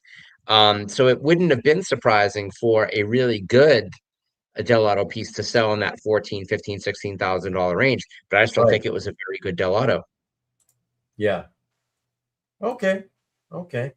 If they draw Absolute Batman, they have a chance. I made a man. Okay. Well, All here's right. the thing that you got to look forward to. Everybody's doing these absolute Batman sketch covers, and they're all doing these absolute Batman commissions. And I mean, remember, there was a time where everybody was doing Deadpool commissions. There was a time where everybody was doing, these otherwise semi-minor characters, Squirrel Girl or whatever. And these things come into favor and they go out of favor. We'll have to wait and see if Absolute Batman has any lasting power, or if they're killing it by already making it too available. Right. Having 122 covers or something on a single, not really particular, very special issue. There was 120 covers of variants on a random issue from the regular title. Yeah. What? Why? I don't know. I mean, I don't even think it's the one that was the first absolute Harley Quinn. They were just at that point where they knew they could sell that many variants, so why not do it? 120. Like, if you told me a dozen, I'd be like, oh my God. And yes, I'm aware there has been one or two comics published in the past where they did 50 or 100, whatever. But that's, like a one-off. I don't think they had ever done 100 before. I honestly think the most that there had been was... They did. I forget which one it was, but they had. Oh. Yeah, they had. But it was some, I don't know, like a 1000th anniversary issue or something like that or whatever. I don't know. But they did it once. But still, like 120 of one comic, not even a first issue, just a regular part of the run. Wow. Yeah. That's insanity, dude. Like, yeah. I mean, listen, they're milking it for what it's worth, for all it's worth, right? At this point, I maybe some of those artists work digitally, but what that means, if that weren't the case, but let's say 10 of them were digital artists, that means 110 people own the cover to a Batman comic, the same issue. So how special is that? No, I listen. You don't gotta preach to me, dude. Yeah. Trust me. Yeah. That's wow. That's wild, man. Playing the first cameo versus first full appearance. Oh, okay. So it's one of those whatever, cameo versus full appearance, blah blah blah, whatever. Yeah, nonsense. Okay. So yeah, last Philip is in the house. Saw James Stocco Absolute Batman cover on his site. Also had a new Godzilla cover. Absolute Batman cover has a higher price tag. Sure. Yeah. Okay. Yeah, that makes sense. Though. Nerdflation. Yep. They're going to print that many. It's true, Mike. Yep. Action 1000. Maybe that's the one I was thinking about. Multiple. The retailer usually has multiple versions, and then that's the thing. That's where it gets out of hand. Is that you get these retailer versions of the covers, and it starts to go bananas. And if you work with an artist who's good, and you're willing to buy the 2,500 or 4,000 issues that you need to for DC to greenlight it for you, then sure, why not? Yeah. Greedy is telling us it probably is. It sounds like he knows that it's the issue of first full appearance of Absolute Harley Quinn with her origin, whatever, I think it was the previous one, though. I think it was the cameo that they made all those covers for. And I'm sure once they have a taste for it, they'll keep doing it, right? Because sure. Yeah. Much is never enough, to quote the old MTV slogan. Yeah. Stop that insanity. Thanks, CJ. Yeah, that'd be nice. It's funny. But listen, as long as the people keep buying it, they were not going to be stopping that for sure. That's what it is. So, they sell as many comics as they can, right? Yeah, so... Okay, all right. So Absolute, okay, Preacher had only one cover per issue. Just putting that out there. You get Glenn Fabry doing them. You don't need anybody else. All right.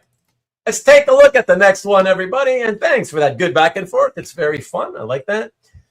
So yeah, this next piece is an old second-tier favorite from the 1980s. Blue Beetle, Blue Devil, the Blue Devil #4 cover, which sold on Heritage and was purchased in December, the end of December 2024. So roughly call it a year and a half ago or so. And that was for a little over $5,000. And 5280 by Paris Cullins. I got to say, just real quick, I like a lot of the Blue Devil covers. I don't know if you have an opinion, Matt, or if you're really familiar with this at all. I think this is a really beautiful cover. I think, and really, you look at it in black and white, it's so much better than the. Oh God, so much better in black and white. But I would have thought this is a $4,000 cover at the time. Yeah, kind of in that 4, maybe 4.5, that kind of range. I will say though, I feel like in this case, the Blue Devil figure is incredibly stiff. Like pose it's an awkward pose and kind of super stiff, like he's a statue. It's I don't know. So I'm a little like I would rather Zatanna, and listen, I'm a fan of having guest stars on the cover for sure. But I would if the Blue Devil figure was sort of more natural looking, I would prefer that and not have Zatanna than to have her there, but the main character is bothering me. You know what I mean? Yeah, but I think that what got this above $4,500 was the fact that it's a Zatanna cover by Paris Cullins. Yeah, do you think so? I think it had something to do with it. I just couldn't determine, I couldn't decide how much people bid it up for her. Like how much of the value went towards her. Let me take a look. There's all these people taking guesses here. 2,500, 3,189. I'd be stiff if Zatanna was in front of me too. Nice one, Marcus. Yes, Rick agrees. He looks paralyzed. Exactly. Good way to put it. He's showing the audience his hands so that they know nothing untoward is happening. Yes. So let me take a look, everybody, and see what happens. So again, December of 24, 52.80, and then that's about 4,000 months. So check it out, though, Matt. Not even a year on this one, right? Yeah. Not even a year. So 4,100 at Comic Link. Of course, he had to get to 10% removed off the 4,101, and it left him with a total loss of $1,589, or in percentage terms, 30%. Listen, what is it to say about this? Again, for me, Matt, it's the first. We can say a lot, I guess, but I don't think we need to. First and foremost, for me, it's what sticks out is 11 months at auction. Really, that's all I can say. What do you say? I mean, in a way, because he sold it so quickly, he's lucky he didn't lose more. Yeah, I do think that sold price reflects the value. And again, I don't think the market is that much different in 2025 than it was in 2024. So that $100 tax above the number I had, said it was probably worth, makes a little bit of sense. But you could argue that the person who bought it at 4,100 might have overpaid. And, if they were to try and resell it, would it still hold its value? Or would people look at the fact that it keeps losing money and feel that it's like a cursed piece? But it makes sense. Totally makes sense. Again, the numbers, the formula works into this. Yep, absolutely. I would pay 4,000. Honestly, if it was marked, no one's going to have it marked 4,101. Yeah. But if I saw it at that price and I really wanted it, I would offer 3,800, and they'd probably take it. Yeah. I agree with MLB. We've talked about it a lot over the last couple of years since we started this series. I do not keep detailed data on the correlation between, buying on one, non-Comic Link site and then selling on Comic Link. Early on in the first few episodes, it did seem like there was a correlation where, wow, buying on Heritage, selling on Comic Link was death to the reseller. But then it started to change after a while. And again, I didn't keep any figures about that correlation. But it felt like it started to flip, and we started to see. I remember because I kept saying, hey, look, guys, don't always poo-poo the selling on Comic Link because, oftentimes you buy it on one and you sell it on Heritage and they take a beating as well. You know what I mean? And it looked like selling on Comic Link for a while seemed to be okay. So it does seem, Steve, that there is some sort of correlation. But again, I did not keep numbers on it. I just too much work to do that. So it's hard to say with absolute certainty. And like MLB says, I'm with him in saying that, again, there's no way to prove that it's a Comic Link thing. For me, it's more the turning it over in 11 months, more so than the Comic Link thing, but they both have something to do with it, right? So whatever it is, you know, the I point love is, buying on Comic Link. I love it because, you know, me at the end of too. the day, Me you end too. up paying Yeah. less, you know? Yeah. We talk about that all the time on these shows, right? Like, yeah, it's a great buyer's market. I love it for sure, you know? Philip says, I've been looking for a Paris Cullins Blue Devil, but that cover isn't that great. I'm betting the seller found a better example, flipped the cover because he no longer wanted it. Well, it's a guess. I mean, I guess that could have happened, right? But we could guess any sort of things, you know? Should have I mean, waited. it could be that what he said, and it could be mixed perhaps with the fact that for whatever reason, that guy had money that month and he's like, I've got extra money, you know, I Yeah. don't want to spend it on myself. And this pops up and is like, well, this is maybe a little bit more than I should spend, but this is found money. You know, like Yeah. we can't get into the psychology behind it. We can only look at the numbers that we know and That we know. figure out what are the market conditions that would affect that, Yeah. not what made somebody sell. Yeah, exactly. And like Corey says, that he's saying what I was trying to say, which is that we did ultimately see plenty of drops where you in the opposite way, where it was, oh, you purchase on Comic Link and they think they're going to make a profit and send it over to Heritage and they still took a loss, right? So yeah, because they did it in less than 5 years. Yeah, right. The ultimate. If there's any one lesson here that we could impart on anybody, right? There are many, but if there was one, the number one overriding one, Matt, it's the time factor, right? That's the one I think through everything has shown to, again, when you're looking at 85% of the time losing, and remember, I don't try to pick like specific resales from this auction. Oh, he resold it at this. Oh, he resold it at Comic Link. Let me look for the ones that resold it. No, I don't do that. I just find the examples. I don't care where they were resold, right? I just look for the resale examples and let's see what happened to them, you know? And it turns out, regardless of where it sells, when you put all of the resales together, 85 roughly percent of the time, it results in a loss, right? So, and I've got another kind of interesting little statistic. So I don't know if people are watching Sean on Reserved Investments. I love his show. I find his delivery to be kind of charmingly awkward, and but I like the way that he speaks to numbers. He can get really agitated with his own audience, and it's not a live show, so the agitation is really fun to watch. But he mentioned something, which is that the estimated value via like insurance companies and major art galleries have said that the collectibles market, so we're not talking about fine art, we're not talking about anything that isn't technically collectibles, is currently valued at about $30 billion. And by 2030, it's going to be $46 billion. Sorry, how was the number right now? 32 okay. to 46. Okay. So almost 50% increase. A 50% increase in the next 4 years, basically. And what does that mean? Well, you have to take a couple of things into consideration. I was a little disappointed that Sean didn't bring this up because he's usually very, very thorough. But the value of the dollar is very, very liquid. That what the value of the dollar is today versus what the value of the dollar is going to be in 2030, it's going to be worth a lot less.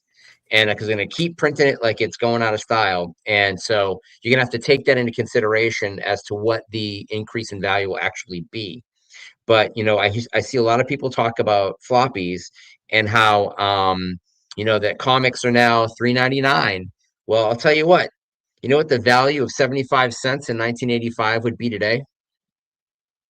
$4.22. Nice.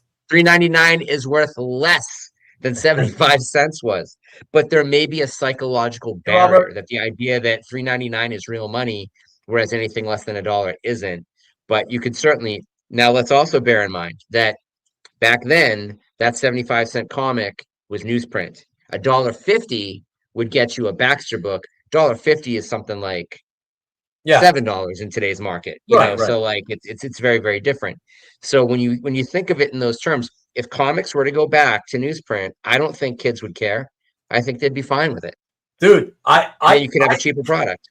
Once the industry began to move, you know, towards slicker paper on most of the titles, right? I was immediately like, I don't want this. I'm okay with newsprint, and just leave it at $1 a piece or whatever. Leave it cheaper. I don't have a problem with newsprint. I've been saying it since then, right? Like, I'd love for them to go back to newsprint. I right now, not that, I admit I'm not going to get back into collecting monthly comics anyways, no matter what they do. But I'd love to see it. I would love to see it. Yeah, that expensive paper, it paid a huge price and a factor in making the price of comics really go up. But an interesting thing too is like if you look at magazines. Now magazines have generally a lot more advertisements than comics do. But magazines don't make their money on newsstands. Magazines make their money in subscriptions. So if comics were now, if you could buy a subscription, usually at a 60% discount, right? Like now the kids are paying what a comic shop pays because the publisher's getting that money direct anyways. They don't even need the middleman. They make more money. So if you can imagine a publisher's clearinghouse offering Marvel and DC comics, they're going to get them even cheaper because they're buying at volume. You'd be paying 10 to 20% of the cover price per year annually buying those subscriptions. If that were a case, if that stuff were included in those types of things where there's a sweepstakes and parents are like, well, I'm not going to read these magazines. Hey, honey, do you like Batman? Here's Batman. Then you might see a massive bump, but it would require them being cheaper. It would definitely require the cost of these monthly magazines, considering their page count, to be much less for it to be worthwhile for a company to take over that secondary shipping. So that becomes a whole other issue. I mean, there's a lot of ways around what's happening, but I think that the biggest thing is that none of the publishers have done any kind of work to get more readers. I don't see advertisements for comics anywhere except in other comics. So if you're trying to get a new reader, that's a terrible place to put it. All right. Seymour, I wanted to just mention that here, let me see if I can find your just wanted to tell you, because no, I don't follow Comic Connect auctions, okay? Simply because I don't like that extended time thing. They extend the time. If a bid comes in within the last 2 or 3 minutes of the auction ending, then they add on 20 minutes or whatever the heck they like. I don't like that principle. So on principle, I will never deal with them ever just on that. Okay. I thought it was like a 10-second ad or something or 30-second ad for every bid. Unless they changed it, but no, it's a few minutes. Like it's at least a few minutes. You talk 10 minutes? Yeah, it's crazy. It's crazy. That's absurd. Those auctions must take forever. Yeah, on principle, no, I don't deal with them. So just to answer your question, no. So I don't follow their auctions. So unless somebody tells me, hey, did you see that thing on Comic Connect or whatever, then I'll do a Google search and I'll see if it can come up and I can find it. And if it's an example of a resale, I'll save it for sure. So it's a 3-minute reset per bid at the end. Yeah. I think it's after it gets down to 10 seconds, it will automatically add another 3 if there's a bid within 10 seconds. Okay, well there you go. So we occasionally have shown things purchased at Comic Connect and then resold elsewhere, as well as some resold at Comic Connect, but not often because, like I say, because I don't follow them. So that's why most of the examples you see most of the time, not always, but most of the time, it will be a combination of Heritage and Comic Link. Full disclosure, I have watched been waiting several pieces 5 minutes now. Sorry, Comsen is here. What's up, Ruben and chat? Tuning in from the Chiang Mai Airport in Thailand, heading home. A great run of shows the past couple of weeks. Thank you, man, and good to see you. Thanks for tuning in from Chiang Mai. Awesome. Sorry, Matt. Go ahead, man. Chiang Mai is the spiritual capital of Thailand. But I think that, in full disclosure, like I said, I've purchased pieces from Comic Connect and within 5 years made money on them. Sorry, say that again? I've purchased pieces from Comic Connect and then privately sold those pieces, not on an auction house, and made plenty of profit on them. But you got to pick and know your market. You got to know what your buyer base is into. It's really the right piece, knowing where you're going to tap out, all of that stuff. I also don't like that they've started to approach that same fee that, as a buyer, their buyer fees are similar to Heritage now. So there's no benefit to it, except if they have exclusive deals with a couple artists. You mean Comic Connect? Yeah. What is the, because they seem they've always felt very fishy to me. Like I go to the website, I've done it a few times over the years. And I can never easily find, I can never find at all a straight answer to what do you charge to consign and what do you charge for a buyer premium? You know, what is it currently, Matt? Because I think it's either 20 or 22%. Okay. And someone can correct me if I'm wrong. I think it's 20 or 22%. And as a consigner, it's also like 20 to 22%. But of course, you know, you're not buying a lot of consignment items from Comic Connect. You're buying from the artists who consign to them because that's the only game in town, you know. Otherwise, you're asking to pay more. Their connection to having a huge buyer base in New York City means that they have people that are willing to like automatically hit a certain price point and they know, so you can get those people to come in and bid that stuff up. I don't think it's necessarily fishy. I think you can probably find it. It's maybe not organized as clearly as it could be. Cap says it's. And I like those guys. Is it 15%? Oh, okay, good to know. Okay, so but what I want to know is maybe there's tax on there too. But if I click a link that somebody gave me to some Comic Connect auction, right? And I go and I check out the piece. It's confusing because, and I think it's because of the wording. There's wording there, which of course, I think the wording is there even, you know, before the auction ends. So after the auction ends, the wording is still there. And the wording is something to the effect of a X amount, I think they say 15, like Cab is saying, whatever. Let's just say it's 15. A 15% commission buyer's fee will be added to the end of at the end of the auction or whatever. So what I want to know is when I'm looking at a completed auction, somebody links me to, you know, do they already, you know, is their system adding that 15%, or am I looking at the price plus hammer price 15%? You know what I mean? It's not clear. I don't like, it's not clear. I don't know. Yeah, I mean, I think this is a pretty recent development that the auction houses have started adding in the total amount of money that they collect because it just makes their numbers seem better. But the standard for years was just to say the hammer price and not to mention what the buyer premium was. So I don't think Sotheby's lists at the end of their auctions what the buyer premium was. And look, Derek's saying Comic Connect makes it even more confusing because sometimes there's a buyer premium and sometimes there isn't. Well, sometimes they do direct sales too. They sometimes do drops where it's not even an auction. Yeah. Oh, yeah. And we talked about this several weeks back. I just remembered it came up and I was confused and you guys were trying to explain it to me. And it's like what Tom is saying. The seller has the option. You pay more fees or you let the buyer pay the fee. Like what? It's weird. The whole thing's weird. The fact that you don't have it set one way for everybody, it's ridiculous. Like it's ridiculous. I mean, what seller wouldn't put that burden on the buyer? Yeah, that's weird. But I guess from their point of view, they're like, we're getting the money from somebody. Is it going to be from you or is it going to be from them? You get to decide. And maybe people like get like stuck in that weird idea and like, oh, yeah, I'll pay the premium or some craziness. I don't know. Yeah.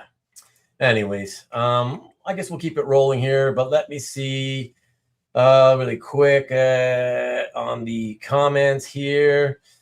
Jeff, hold on. Jeff agrees. There ought to be more, clear transparency. I mean, yeah, like that's what it's all about. It should be easier to find. It should be easier to find. But, and Tom says that it's going to help items get more bids. I honestly don't think so. I think a lot of people just want what they want. They forget whether there's a fee on it. I mean, there are certain sites, like I know, to his point, that if I see something on Heritage, I may be less likely to bid on it than if there's something also that I want at a competing auction at Comic Link where I know I'm going to pay less. But I think that the psychological, like you say, the psychological aspect of bidding is that people get caught up and they bid and they bid and they bid as it starts to wind down. So I don't think it really has any adverse effect except that you as a seller make less money. Yeah.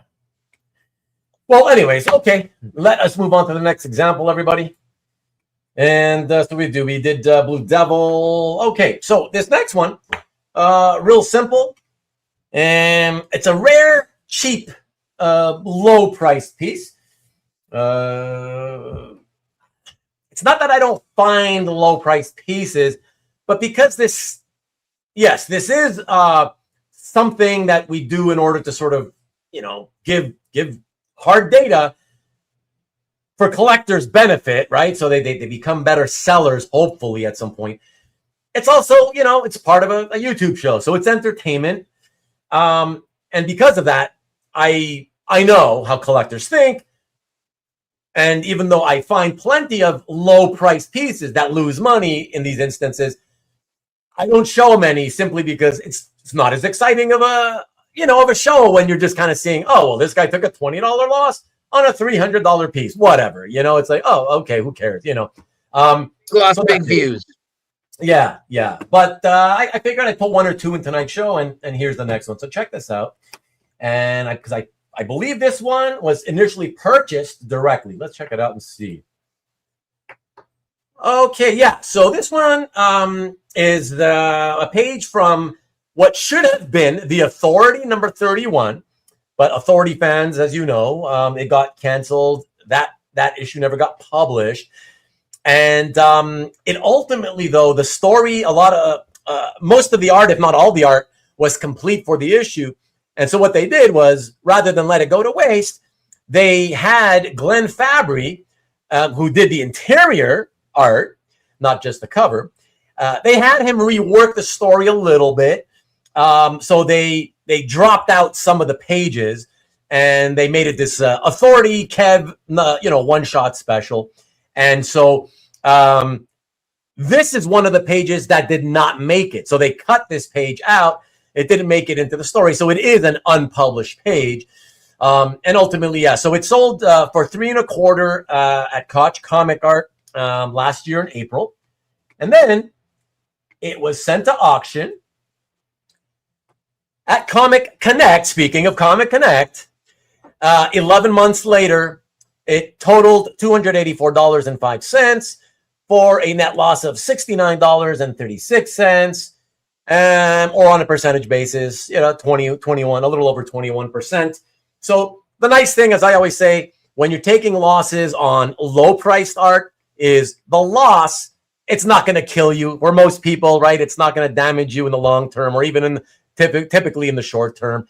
But again, just another example, lest you all think that we only show, that these losses only occur to higher priced artwork. No, it does happen very frequently, even with this lower priced artwork.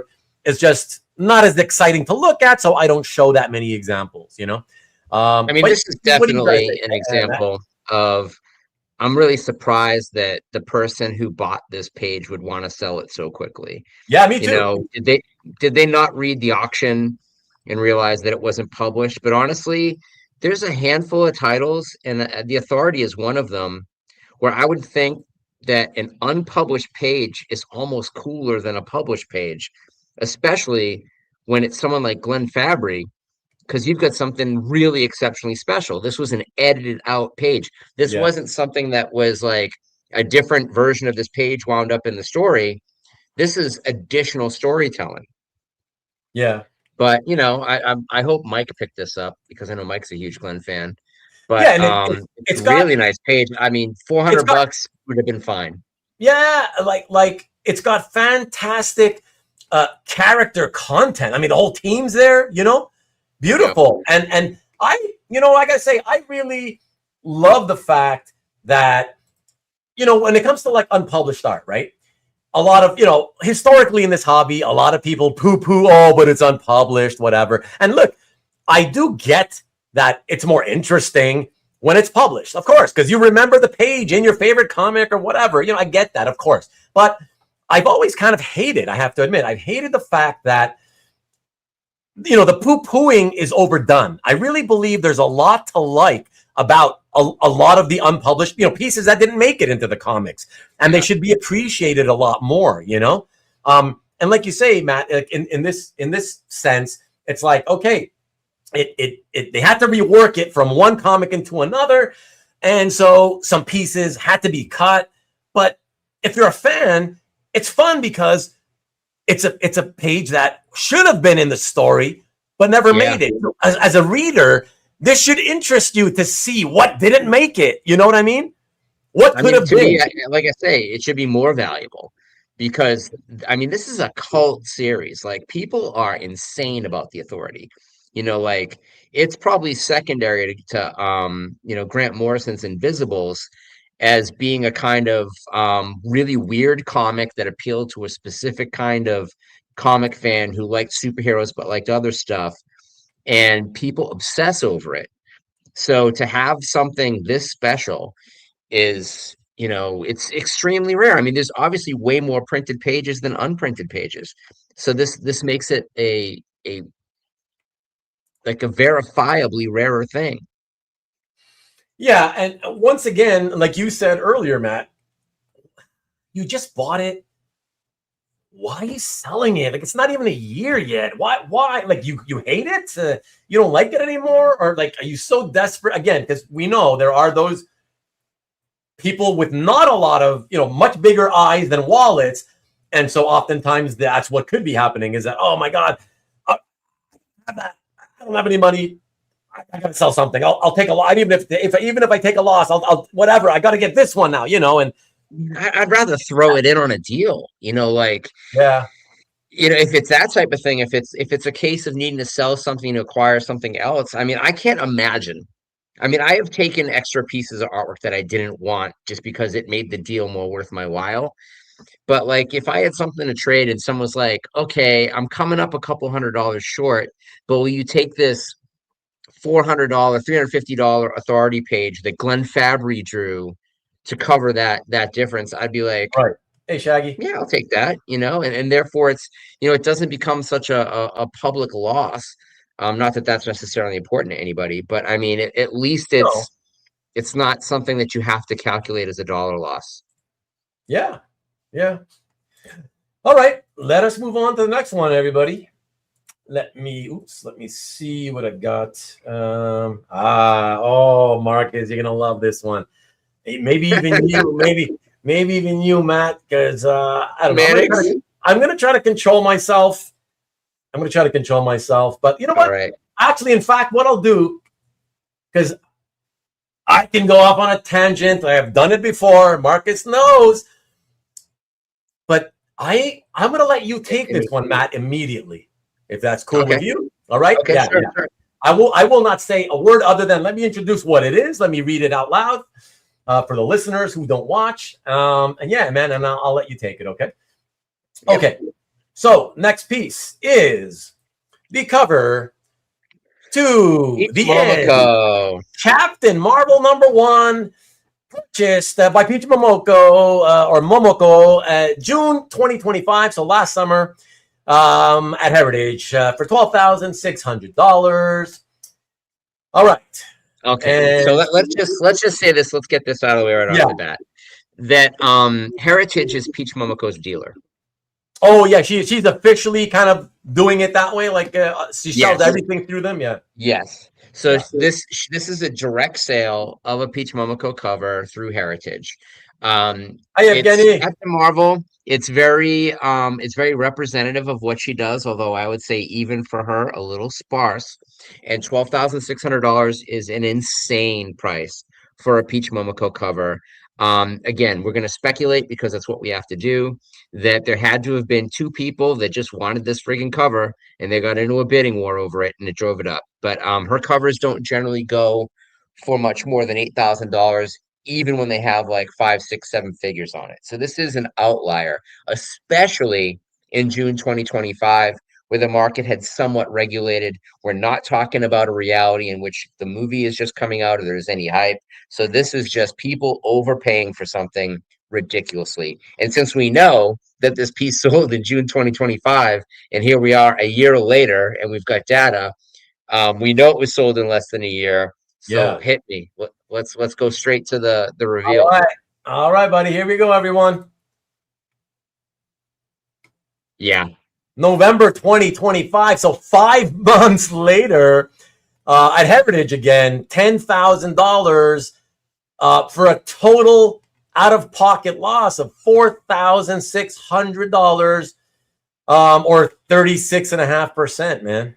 I guess that makes 10,000 the new threshold, but it's crazy because she has been so prolific in the last 4 years that there's really not a shortage of Peach Momoko covers.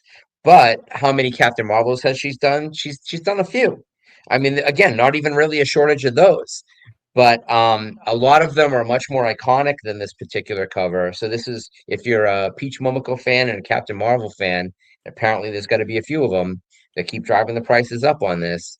Um, I guess we're at a new threshold. I guess this is the new normal that you can expect to pay 10K at auction for a Peach Momoko cover. Yeah, I did want to add, just in fairness, I always try to play both sides of the fence here, play the devil's advocate, Matt.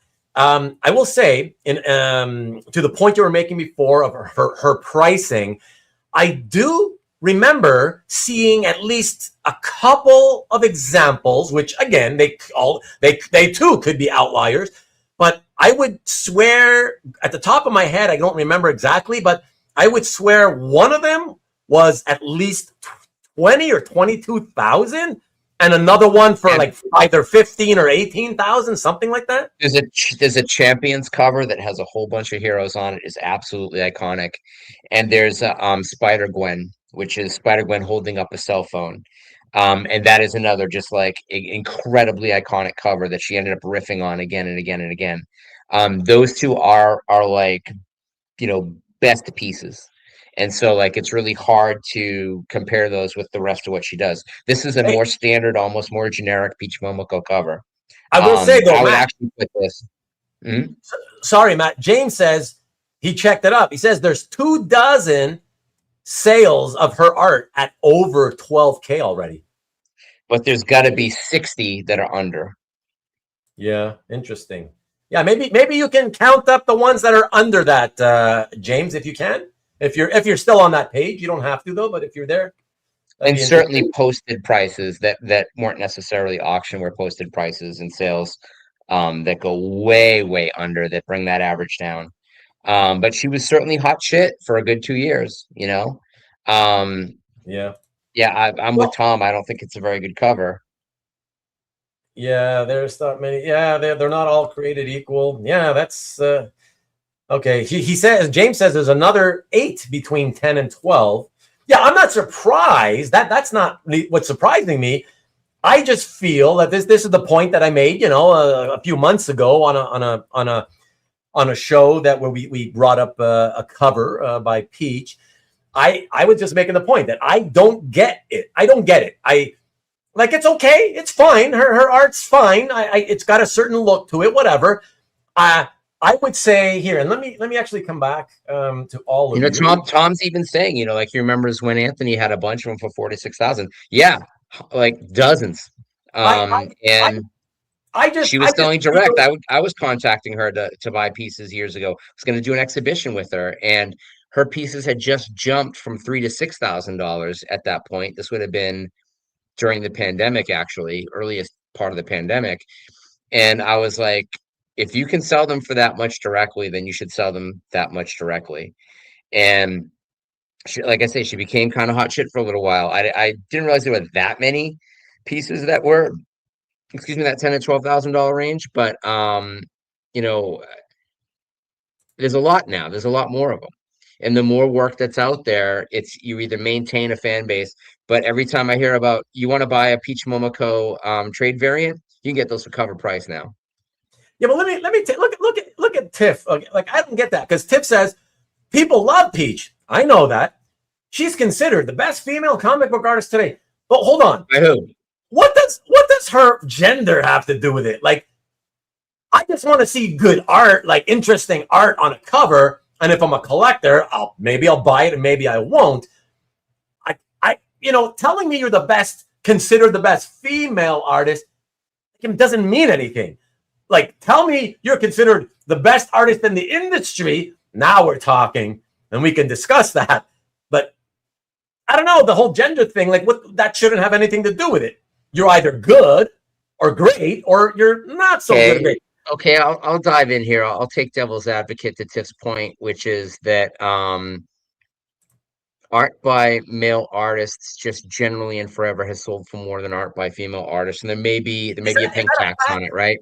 It may be or the reverse of that, which is that women aren't recognized as being as important in the hobby as male artists are, except when you go to commissions and you look at the average price of commissions, and you'll see that a lot of female artists get more for sketch cards than their male equivalent. They get more for 5x7s. They get more for 8x10s. Um, and I would disagree. I don't think that she's considered by almost anybody to be the best female artist in the business, but she was very collectible for a while, and that's no longer the case. I mean, you can look at, Well, I think it's um, still the case, Matt. I think it's still the case because again, if you look at the visible data we have available, like that Matt pointed out, James pointed James, out, that's whatever he said, 2 dozen, and then another 8. So you're looking at over 30 covers from 8 and above or 10 and above, 10 and above. Yeah. So I think, well, let's break down a couple of things. Those are paintings. They're not just pencil and ink. So there's going to be a paint tax on that, right? But I mean, you also have to look at Bilkis. Bilkis's pieces are probably in that ballpark. Some of them might be above it at this point. I was surprised when a Bilkis piece sold for 10 grand in a drop. I was like, what? And it was not a Supergirl piece. And I have not been following her market, but I know her stuff is expensive.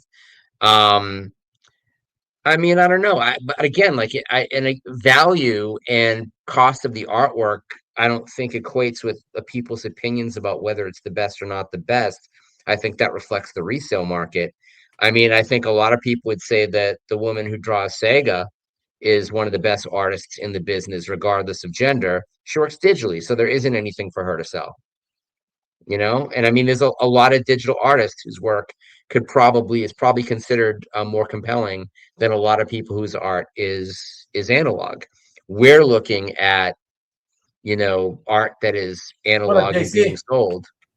We're not talking about reputation. We're not talking about professional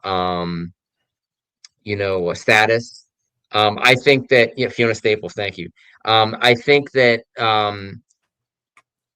while people were really charmed by Peach for a while, that is starting to wear off. I think there's too much of it. And like I say, like there used to be a premium attached to her covers. If she had like a 1 in 20, variant cover, people would pay 50-60 bucks for it. People are paying $100 for some of these covers, 150. Now you go through the 3 for $1 bin or 50-cent bins or dollar bins in stores, and there's a ton of Peach Momoko variants Oh, in really? these bins that you can pick up for $1. A lot of them at cover price. Like Really? people just over invested in them. Like the Really? desire for it was overshot. And I Yeah. think that it's a different thing, certainly, to own the original art than to be a collector of variants. But I think it pushed some people out of the variant collecting hobby, and that we're going to wait and see that catch up. We may see a lot of people that maybe paid $10,000 to $12,000 for covers when they go to resell them, if they don't wait more than 5 years, see those Yeah. comics sell for less. Yeah. All right. Well, there you have it. I do Especially if agree. Heritage gets like 20 of them, if they put Yeah. 20 in the same auction, which they Oh, no, want to no. do. Obviously. Yeah, yeah, yeah. I do agree with Greedy Collector 42, though, when he said that, she has a hardcore cult following. I still believe that. Yeah. I mean, there's still lineups, when she makes appearances, conventions, and all that. Yeah. So I agree. She's And I also think, Japanese, so she's like, there's always this idea that if someone has traveled a great distance, that you have right. to go and get their signature, because I'll Yeah, see yeah. so and so at the next show. So she has that going for her too, and I think to a degree, she's made herself too available. And there was that instance at C2E2 like a year ago, or a couple years ago, Jesus, not a year ago, where this big thing happened, and someone tipped over her table, and it was like this crazy incident. But I think that there are other people that do watercolor that I think it seems a little bit more detailed, or there's a little bit more nuance. If you like her style, that's great. I liked her style for a very, very long time. I'm kind of over it. But the right piece is the right piece. There are a handful of truly iconic covers that she's done, and there's a lot of generic ones. Yeah, I agree. I mean, it's very all over the map. That's how I feel, like quality wise, and then value wise. And I think value wise, speaking of that, that tends to happen when you come out of nowhere, right? And you or somebody on your behalf tries to make a market for your art at high price. They try to establish you high right off the bat. That's when it gets dangerous, because you might be able to sort of build a little bit of a market, right, and get people start paying those prices. But ultimately, it's the secondary market that will determine your long-term value to collectors. And I guess James is pointing out that there was a top sale at 27,500 recently. I mean, I guess I didn't understand that her market was that hot still. I thought that it was kind of on its way out, but maybe there are people that are still paying for it. I don't know. Like, that seems to indicate that she's a hot commodity. This also makes me think, although I haven't seen any of her pieces in James's gallery, that he has some, but because he has a dog in the fight, so to speak. But cool. I mean, if she's getting 27 grand or 28 grand, then that's, amazing. That's all I wanted to say, was to make the point that doesn't matter if I care for it or not. Because here's the thing. I'll tell you, I think it's fun. I think it's way overrated. I think it's fun. I don't dislike the art at all. I don't dislike it. Same here. I'm just like, it's fine. If all her covers cost $2 grand, 2,500, like a lot of other artists, I'd be like, yeah, okay, that seems good to me. That's fine, whatever. I mean, ultimately, they just look like commissions and pinups, like we were talking earlier with the Dell'Otto. A lot of the stuff looks like commission, pinups, whatever. A lot of that is a thing, and this is perhaps an issue with watercolor. That watercolor is hard to control, and there's a lot of people that do it really well. I think Peach does a fine job with it, but there's also stuff that comes off a little bit wrong, and some of the proportions, some of the just the backgrounds tend to be a little bit blown out. But again, I mean, that means nothing in the grand scheme of things. I mean, we're looking at people who do like nothing but homage covers, and their work sell for $6 grand. We look at people that do, they haven't been published, but they're selling, or I should say, they haven't been published by like any of the big two, but their original artwork consistently, their commissions consistently sell in the $4,000 to $6,000 range. So like, at the end of the day, none of that matters. Like, whether you're detailed or not, I mean, Scotty Young's work is his own work, and it's very signature. It's not technical, but he has his fans, and they're willing to pay a fortune, anytime his stuff goes on market. I mean, looking at these prices, it looks like Peach is beyond the Scotty Young market. I mean, like, that those realized prices are pretty spectacular, and it's very surprising to me. I guess I haven't been paying attention to her prices in quite a while, and the number that I have stuck in my head is from several years ago. Yeah. And yeah, my Tom, bad. Sorry, guys. That's what I was saying earlier, Tom, is that, modern covers, again, for the last 25, 30 years, really, most of them, they look like commissions. There's no real soul, because, they were mandated by the editors. They just wanted poster style, pin-up-y, the team is coming right at you, the hero's coming right at you, so boring, like, enough already, So for sure. But like I said, I just want to make the point that, again, she's not super exciting, but I don't think she's bad either. If it was 2,500, $2 grand, $3 grand, like between $2 and $3 grand, okay, that's fine. My only issue is I find the market was created, like, the prices being paid are way higher than what the skill and talent level merits, in my opinion. However, last point I want to make is that, hey, as long as you have enough people in that market that you're building for that artist, if there's enough, if it grows big enough, it could be sustainable. Absolutely could be sustainable and keep selling for 10, 20 grand, whatever.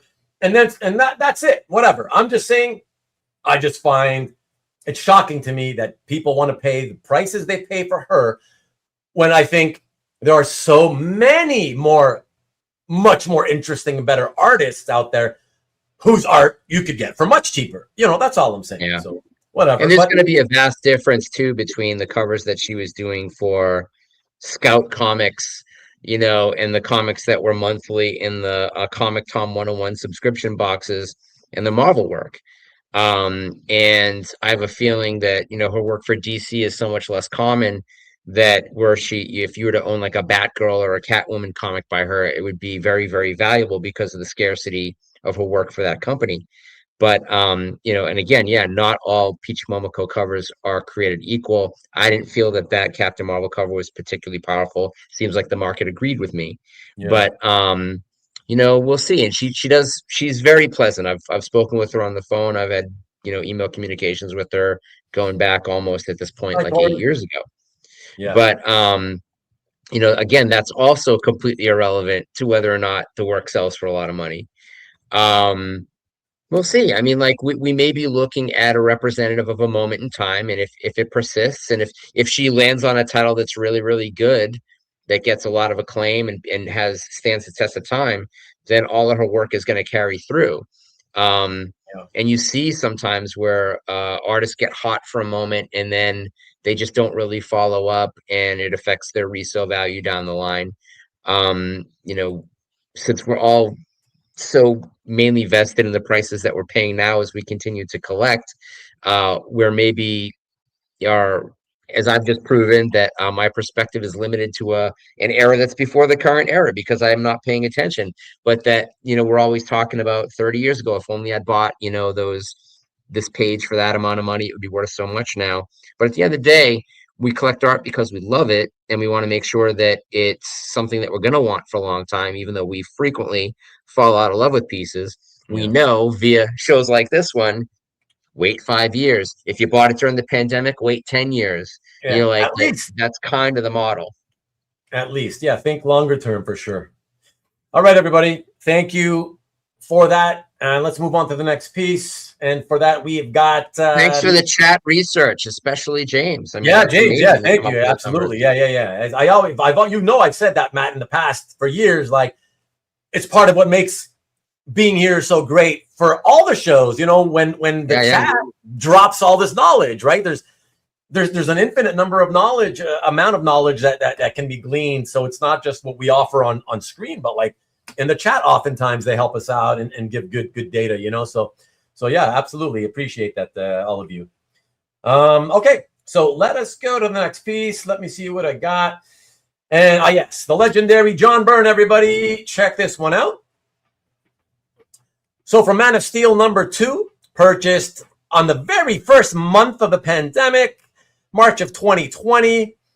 I gotta say, only 4 panels. A cool eyes shot, but a very classic bullets bouncing off the chest of Superman shot as well. I think 57.60 at the time was probably higher than previous similar quality pages. I feel like they may have been more like high 3s, 3.5, 4-ish. But I could be wrong on that. I'm just going by memory here, and I will admit it's not super clear. But yeah, with that second to last panel, that to me, that always, even if it's only 2 out of 4 panels with soups, I think that kind of a panel always usually holds up. But I guess, except when you sell too soon, right? So yeah, let's see what happened here. And it then resold 4 months later, not years, mind you, not years, but 4 months later for $43.20 for an out-of-pocket loss of $2,160 or 37.5%. Yeah. So again, before anybody says it, because I know somebody's bound to say it, Matt, you're going to say, oh, maybe this was a non-paying bidder.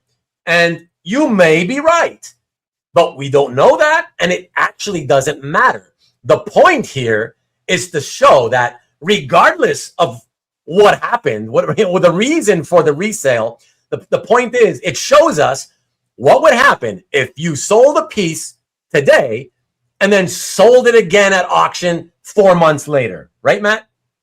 Yeah. And I'd say this too, that and I agree that bullets bouncing off of Superman's chest is pretty key, right? Like Yeah. that makes it a good page. I am actually very surprised by how much I loved Byrne's Man of Steel, reading it on the newsstand and looking at this page and thinking how sloppy the inks are. How sloppy the inks are?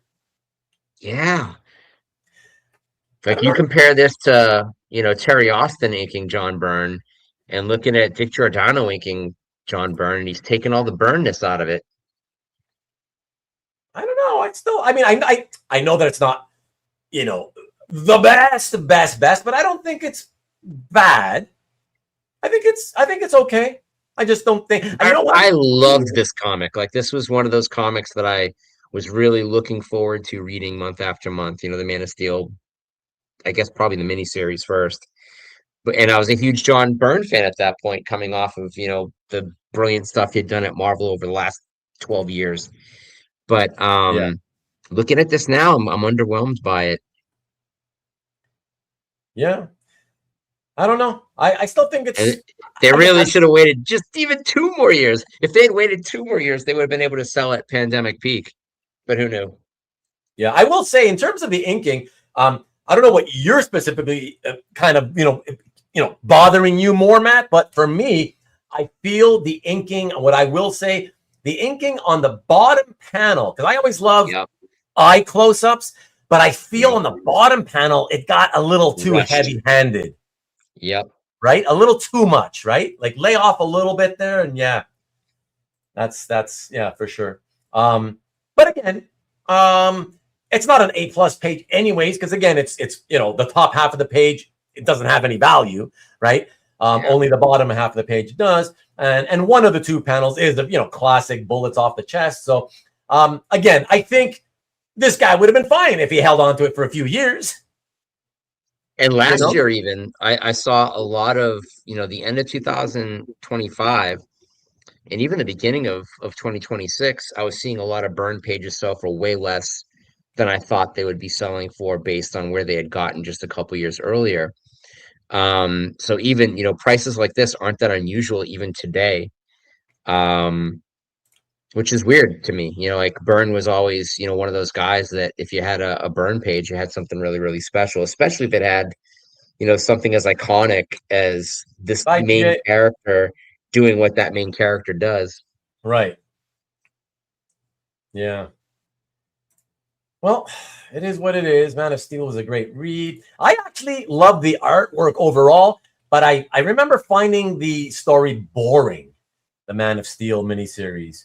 I haven't read it since it came out, believe it or not. I haven't read it since it came out, so maybe I should reread someday. But thanks for the kind words. Okay, night, John. Well, Good night. I like the introduction of all those classic characters and him rebuilding Superman from the ground up, and the way they did it, I thought was a good contemporary way of doing it without changing the character. Yeah. I mean, look, no, I'm not saying I hated it. There were certain parts of it that I enjoyed, sure, but I don't know. I just felt it was slow. But again, God, it's that's right. What Chuck just had on screen there is right. I mean, there does seem to be a lot of Byrne just hitting every auction. Like a lot of people are unloading their Byrne pages. I wonder if there's any correlation to that. But if it's happening at all the auctions, I don't think so. I don't think one seller would be spreading the wealth amongst eBay, Heritage, Comic Link. I mean, it's not one seller, right? Like it's people who have John Byrne or hitting that age. A lot of these guys bought this stuff way back in the day, and maybe they're getting out of the hobby, or they want to consolidate, from many pages into fewer, nicer pages, or from 5-story pages into covers or splashes. We are seeing we're seeing a lot of Perez stuff, hit the market in a kind of crazy way. So that's from the same era, like Perez and Byrne. What was the thing that Perez always wanted? $1 more than John Byrne got paid for page. So maybe that's something that's happening in the zeitgeist. In a way, it's kind of cool to see because more stuff's becoming available and we get to see it.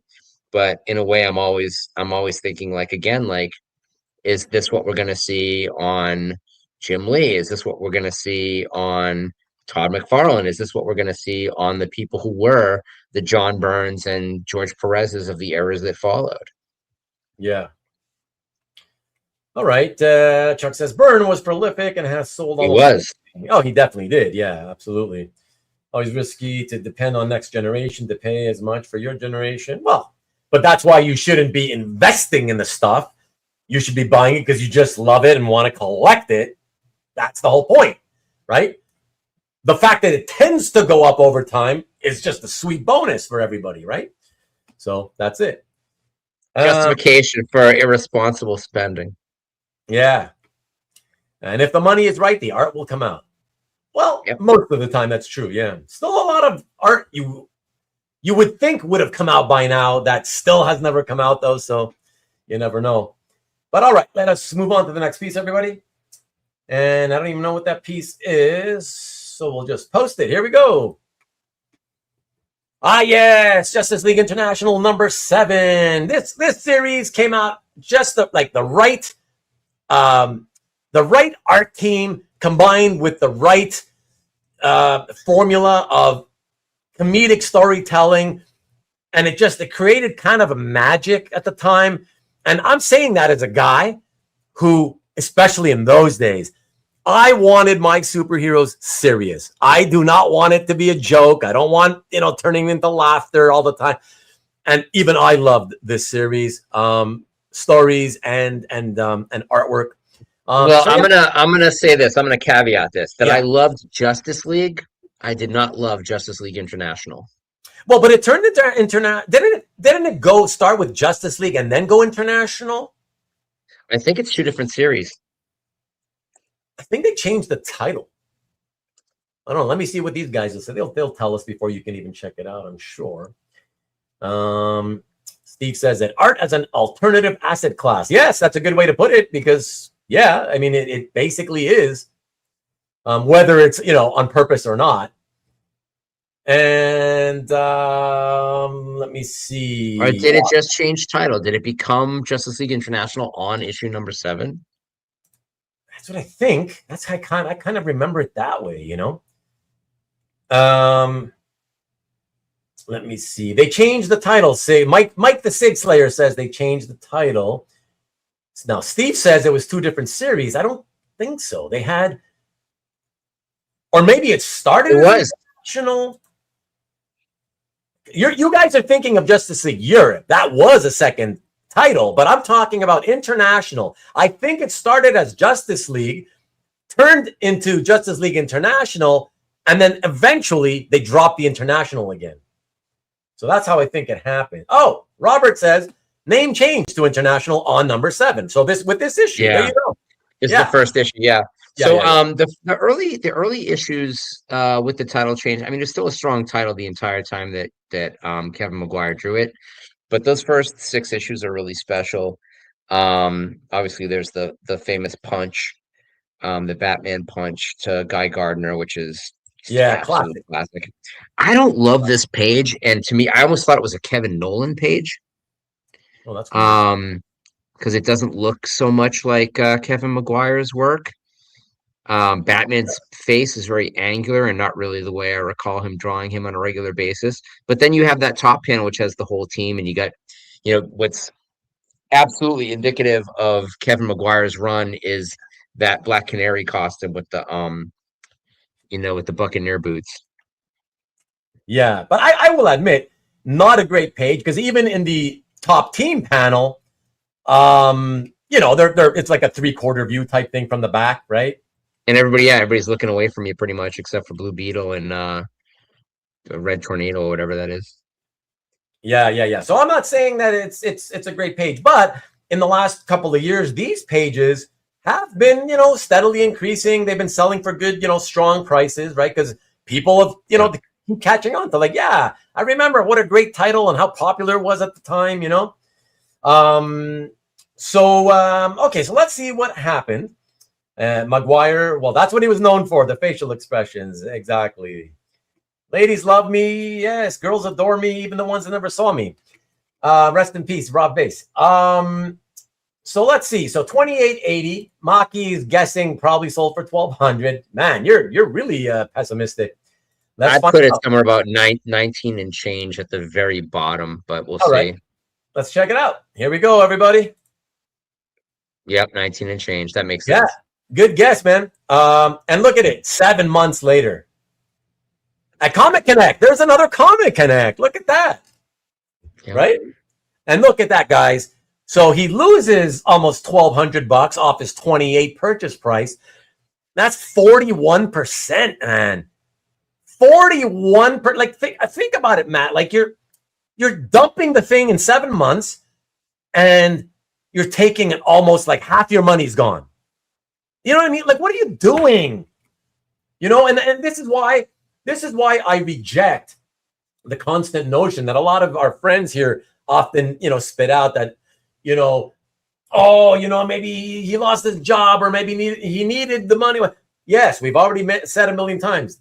Any of those reasons are possible, but I refuse to believe that every time they take these massive losses, that the most common reason was because, they lost their job. No.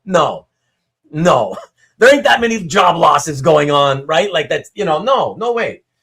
So I just, man. I think a much more potentially true answer to that is there are people that are addicted to auctions that they want to keep bidding and they want to keep some change in the game, and they see something new come up and they're like, hey, I want to bid on this. I also have some stuff to consign. Can I give you some stuff to consign to work down what I want to purchase? And that's a very, very common thing. The auction houses have started implementing that in the last 5 or so years, where you can kind of, they'll keep it on hold for you until your auction goes through. And then it helps you pick away at your auction total. This is what, casinos do. I mean, this is preying on addictive activity and addictive personality disorders. True. Didn't realize that you do that, MLB. True that. Yeah, it's definitely a way that they get you on the hook to like keep spending and keep spending. And if you fall into a hole, then you have to let up other stuff, and you have to let up other stuff that you don't have enough time for it to really build up value. That's probably more often than not the case than all these other personal tragedy, college tuition thing. Of course, I think it's the same people keep selling these pieces again and again too cheap. Yeah, I agree. Absolutely. I think the odds favor that being the case, more often than not, for sure, Exactly. Lots of people catching the falling knife since COVID. Yeah, indeed. Yeah. Definitely a valid explanation and sad. Yeah, I always say, Jeff, I've always said that on all of these episodes, I don't like to see people lose money. Like it does sadden me. Even if I don't know you, I don't know who it is. It's not my money. I get it, but I still don't like to see people take loss. Like it hurts for me to see that, Yeah. So anyways, it is what it is, man. And this is why we keep doing these shows. I feel like, yes, they're entertaining, but at their core, I find myself always hoping maybe some of these people, even if it's just once in a blue moon, they catch an episode and it something sinks in, and especially the ones that are selling just because it's like, whatever. I don't know. I don't like it anymore. Let me send it back to, addictions aren't that easy to kick, and I mean, to an extent, I would say that a lot of us qualify as addicted to this hobby. I know better than, commissions are never going to be as valuable as published pages, but that's not why I'm buying commissions. I'm buying commissions because, number one, I'm a control freak and I love to exert my will. But number two, because I want what I want. And if that doesn't exist, I'm going to make somebody make it for me. And as a lot of you guys can see, I have a pretty good success ratio. Like I tend to get pretty good commissions. There's some I get that I'm not in love with, but I also know not to sell them too soon, that you're better off hanging on to them for a little while. I have put some stuff out there as kind of like a dangle for people that I know were looking for certain people's stuff. I have a ton of Veronica Fish stuff, so I occasionally will pop out a Veronica Fish piece because it was never available for sale. Yeah. So it's like just making it available. But I know when I'm buying death and delirium commissions that the odds of them ever becoming equivalent to having purchased on that same week a published page of almost anything is going to be more valuable in 5 and 10 years than that commission, unless that commission gets published, then it's a published page. Yeah. But so why do I do it if I know better? Because it's not about investment for me. It's about wanting to surround myself with the stuff that I want to surround myself with. But it can be addictive. Like, I'll see somebody whose artwork is amazing, like they would do a great version of this commission. I immediately reach out, try and book a thing. Sometimes it takes a long time to book it. And sometimes you get 5 or 6 people that you want to commission all contact you at the same time. And you got to pay out 6 people immediately. And you're like, well, there goes my bank account, for the next month and a half or so. So we were all, to some degree, afflicted with this need for more. Ruben being the exception, of course. Ruben wants less. I want less. Definitely. And Hart wants less. Yeah, exactly. There's a few of us. Yeah. All right, everybody. Let us keep going to the next piece here. Let me see. So we go from the Kevin Maguire. Oh, yes. Okay, interesting. So it's not even comic art. It's pulp art. But it was sold at comic art auctions and purchased at comic art auctions. So let's take a look. Check it out. Mm-hmm. So thrilling wonder stories from the summer of 1954 issue. So basically science fiction. And it's by Alex Schomburg. And I think a lot of people here know who that is. A nice golden age artist on Captain America covers and well known for a lot of the cover work he did. And so this was purchased at Heritage in November of 23 at $14,400. Now, of course, most of you will not really have opinions on this in terms of, whether it was too high, too low, whatever, because obviously, none of you guys collect this type of stuff. But it's just interesting to note what happened. So again, $14,500 in November of 23, then resold 1.5 years later in April of 25, and it went again to Heritage, same place, same auction house.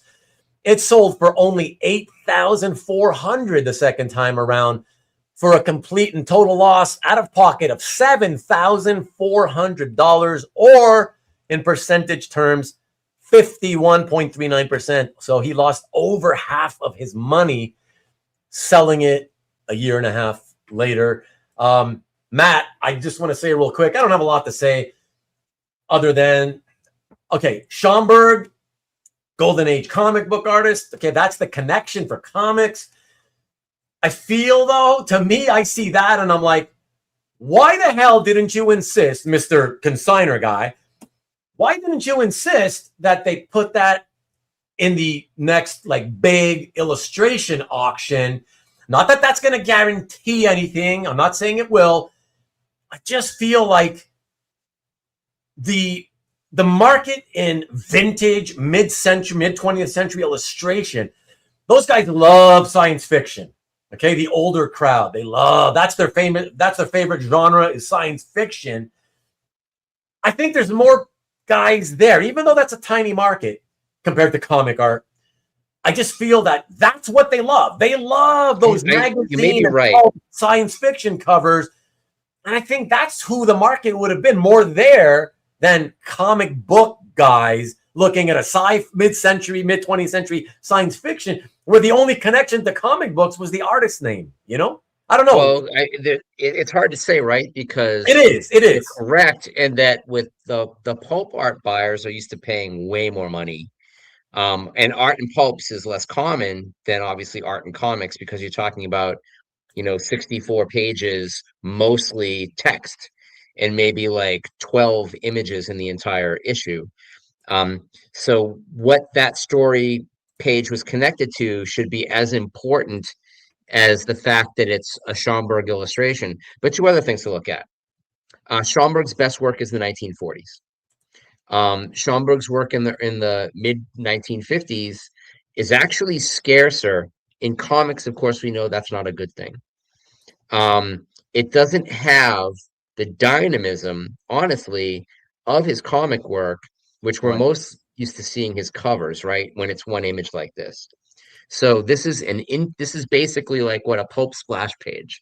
And it's, if that story had been Ray Bradbury, if that story had been I'm trying to think, in 1954 who else would be very appropriate, Asimov, then maybe you're looking at that being a very expensive piece. It seems very clear that the person tremendously overpaid for it, but that means two people had to have overpaid for it, right? That means Yeah. that someone bid the winner on that previous auction up to that that crazy price. And it's just I don't know. It's a very solid example of generic sci-fi pulp art. It's Yeah. not particularly great.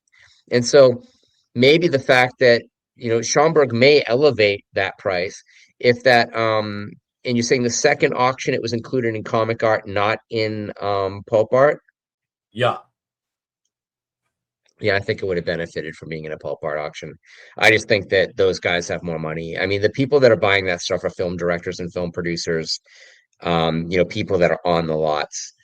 And whereas, comic, I'm not saying that people buying comic art, we obviously know one of the producers of The Simpsons is a huge buyer of comic art, but it's a different level of wealth. Certainly people pay a lot of money for comic art, but to the guys with money, sci-fi art is a bargain because Yeah. they think it's better and they think they pay less for it. Yeah. Let me just finish too, though, and again reiterate. 1 year, 5 months later, what are you doing? Sending it back to auction, like, and Heritage. Yeah, you bought it there. I get that, but like, again, a year and 5. Like, it's not comic art, which at least has had a long history of really, prices, values, across the board. Something like this, right? Over the long term, pulp and vintage non-comics illustration art, I love it myself. I can look at that kind of shit on my wall. I love it, but it does not increase like this. It's more like this, you know what I mean, over time. So Yeah. I mean, I gotta say, Matt, to emphasize that point, I actually believe there's a good chance, and again, I can't prove this, obviously, but my gut tells me, because of what that is, right?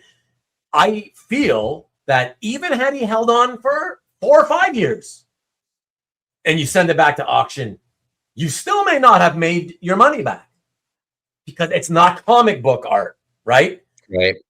So yeah, a year and 5 months, it was like, yeah, well, he may not have known. I don't know.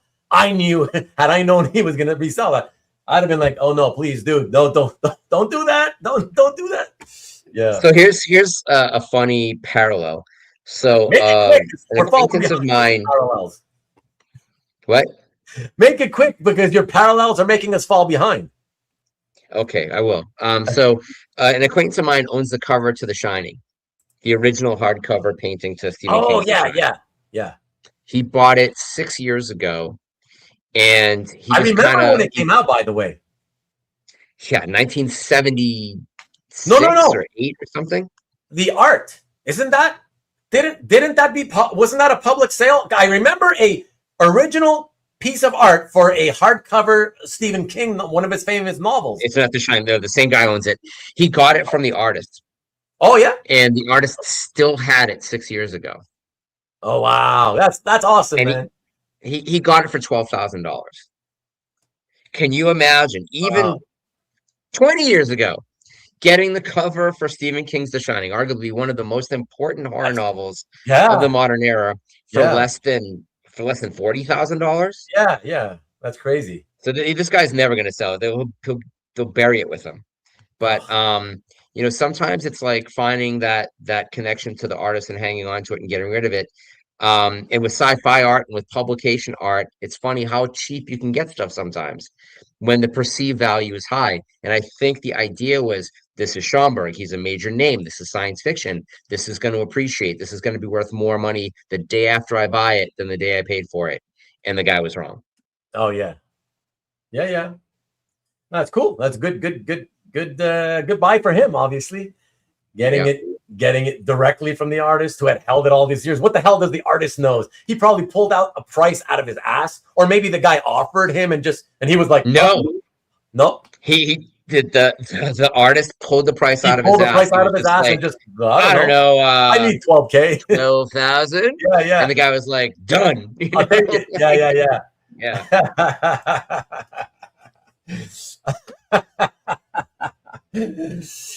Peter asking, does illustration insanity hurt more than, yes. In this case, yes. Yes.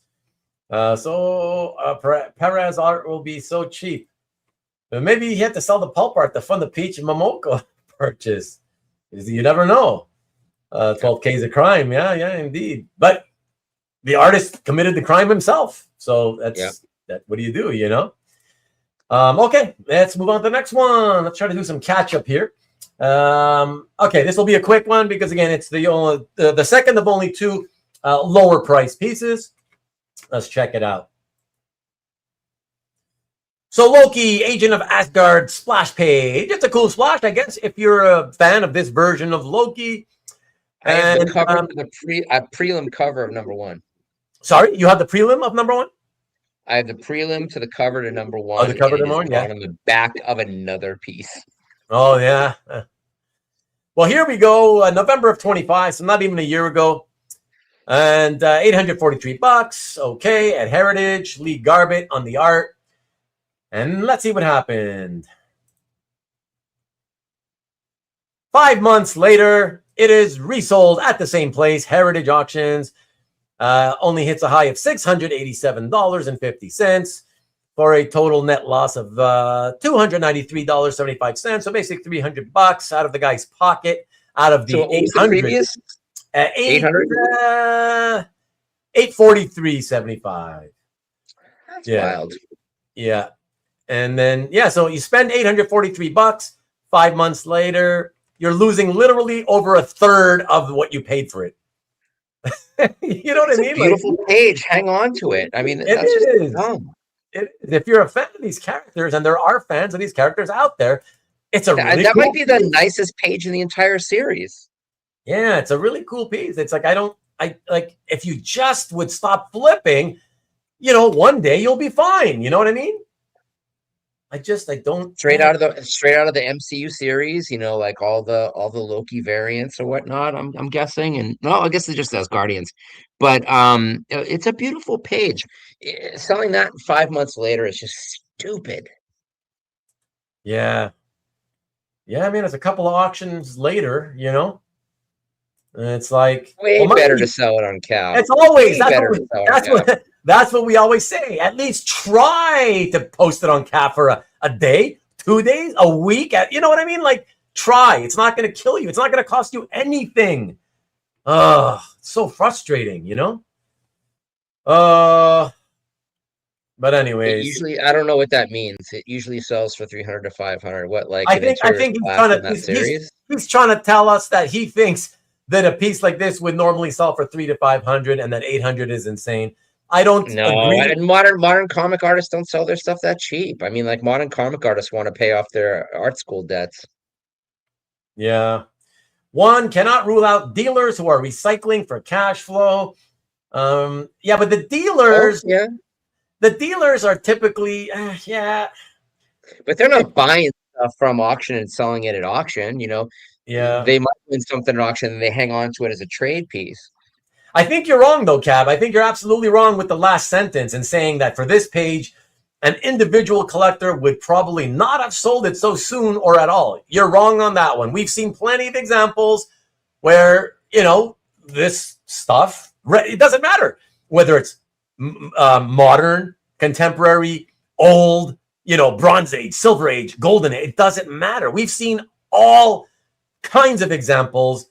And if you sell too soon, you're likely going to lose, right, Matt? I mean, that's just how it works. Yeah. I mean, well, frequently too. So we're showing it, the way you've been showing these, you've been showing the artwork next to the published page.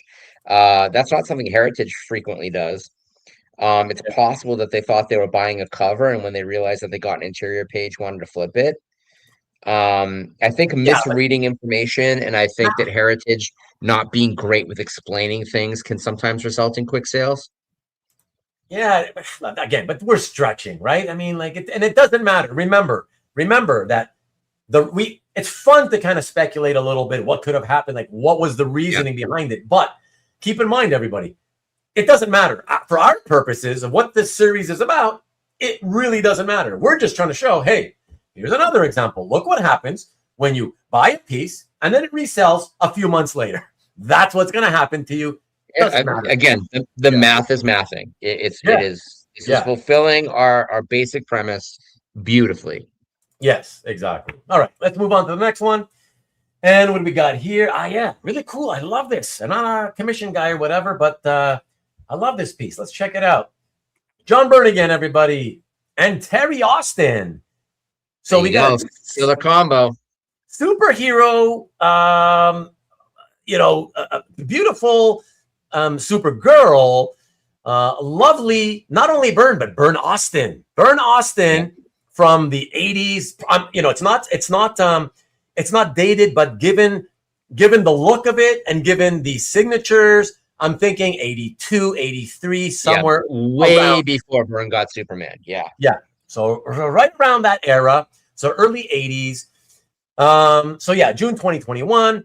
I remember this selling, and I remember thinking, wow, yes, it's Byrne Austin. I get it, and it's lovely. I love it.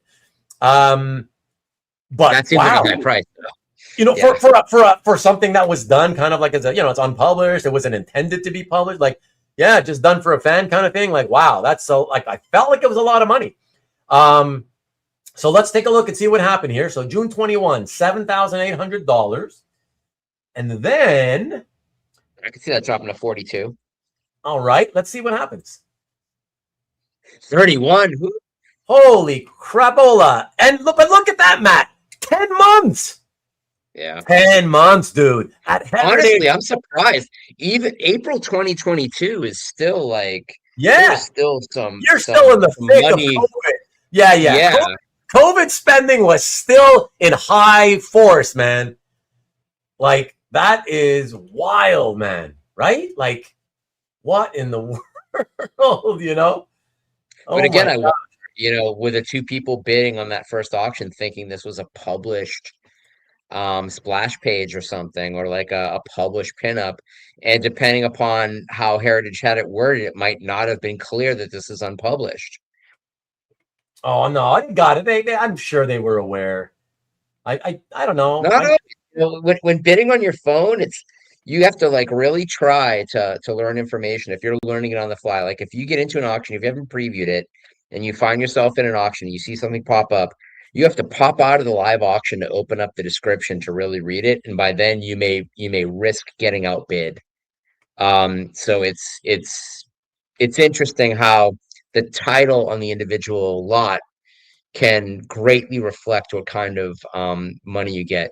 If the previous description had been Supergirl pinup as opposed to Supergirl illustration, that could be a factor. I'm not saying it is. I don't know if it is, but that is a dramatic drop in the same era. Certainly way too soon, but we have seen on this show people buying stuff in 2021 and selling it in 2022 and making money. And yes, Robert, I am aware of that. That's why it will appear again in a future episode of Insanity Wins. So there you go. Very good explanation. Pat's in the house. What's up, Pat? And giving you a nice compliment there. And Hart says, I do feel sorry for the guy who bought it for so high, but I hope they learn from their mistake. Well, that's the whole point of our shows. We hope some of these guys at least occasionally will start learning from their mistakes, I hope you pull up Jeff's comment. There we go. So let me read it. A lot of people. So Jeff says, sheesh, who is dropping that kind of money without knowing what they're bidding on, though? Well, again, we don't know that they didn't know what they were bidding on. That was just an assumption. Hopefully people who have enough money that it doesn't matter if they lose it all. Again, that's could be it, but it's another assumption. We don't know, right? So many factors at play, always. It was 2021. People had, stupid money. Yeah. Got to actually catch the show live for once. Yeah, I'm glad you're here, man. Thanks for joining in. And it may have been a YouTube speculator. And even the best of us do mistakes from time to time. That's true. I'm not perfect. I still will make mistakes from time to time. I've said it before. And Rick also says, exactly, Cab. And stacked auctions have pieces slip through the cracks. That's true. Nothing surprises MLB. And Mickey says, the Schomburg illustration was resold again? And this time the description was changed to say that 2 of the figures were paste ups. Oh, boy. The item was probably returned by the buyer. Okay. Thank you, Mickey. Hey, Sean, what's happening? Interesting indeed. Yeah. And okay. So what I wanted to say, let me, guys, I want to make a little bit of I'm going to take this off so I can see you. I want to say, me personally, I thought 3,100. Again, I say this as a Supergirl fan, and I would love to hear your personal opinion on it, Mickey, as another Supergirl fan. Me, at 3,100, if I saw that, like, let's say, for sale on a dealer site, somebody trying to sell it,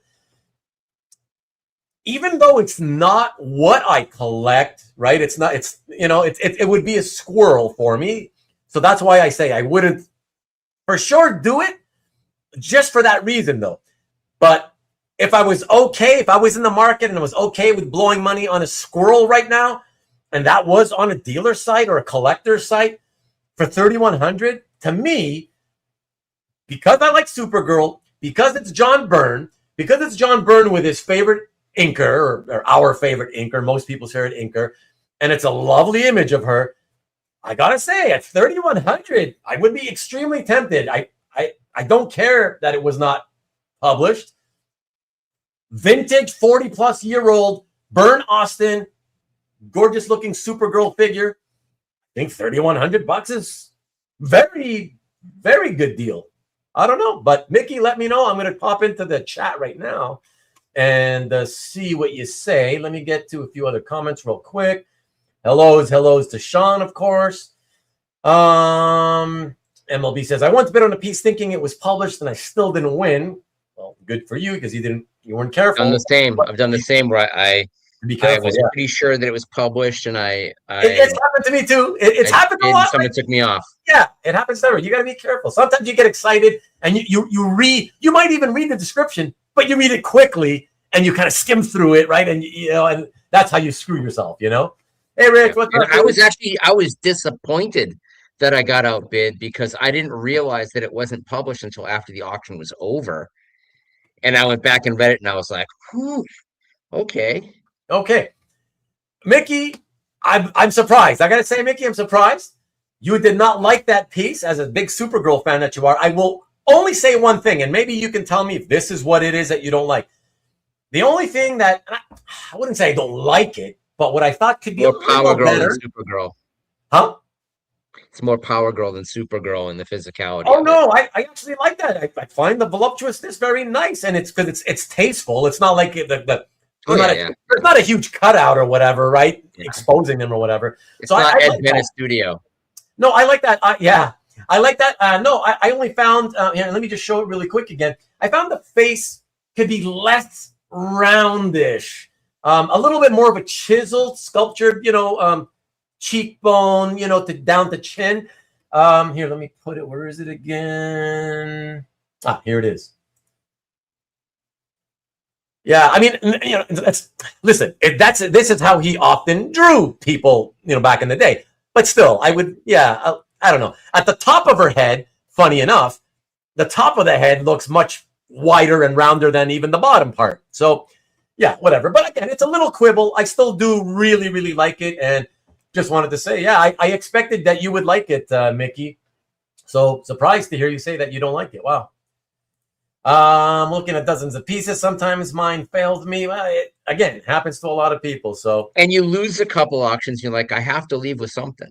Yeah. That whole thing, right? Sometimes it's easy to get into that mentality. I've disabused myself of that, but this was certainly something that did happen. Yeah. There's still some more to go, but we got to speed it up there, Sean. So what a nice page last week. Okay. Okay. Description was fine. Just mind tricks played on me. Like I said, it happens to all of us at some point. You got to be careful. You definitely have to be careful. And like you said, MLB, lesson learned, right? So there you go. Yeah, Hart. It still looks like Byrne. I'm not saying it doesn't look like Byrne. I'm just saying the shape of the head, the face, I think could have been nicer. That's all. I'm not saying it's not nice, but I would have preferred that to make it, perfect for me. Everything else about it, I really, really like. So, and again, 3,100. I'm like, wow, that's pretty. I think that's a nice price. I've seen so many new prop collectors fight over a piece 5 times the value and then sell months later at 20%. Lose. Yeah. Look, did not. Oh, there you go. Thank you. So that was his issue. He did not like the face as well. There you go. We're on the same. See, at 3,100, it would not have like that face issue. It's a minor quibble for me. It's not such a big quibble that it would stop me from paying 31.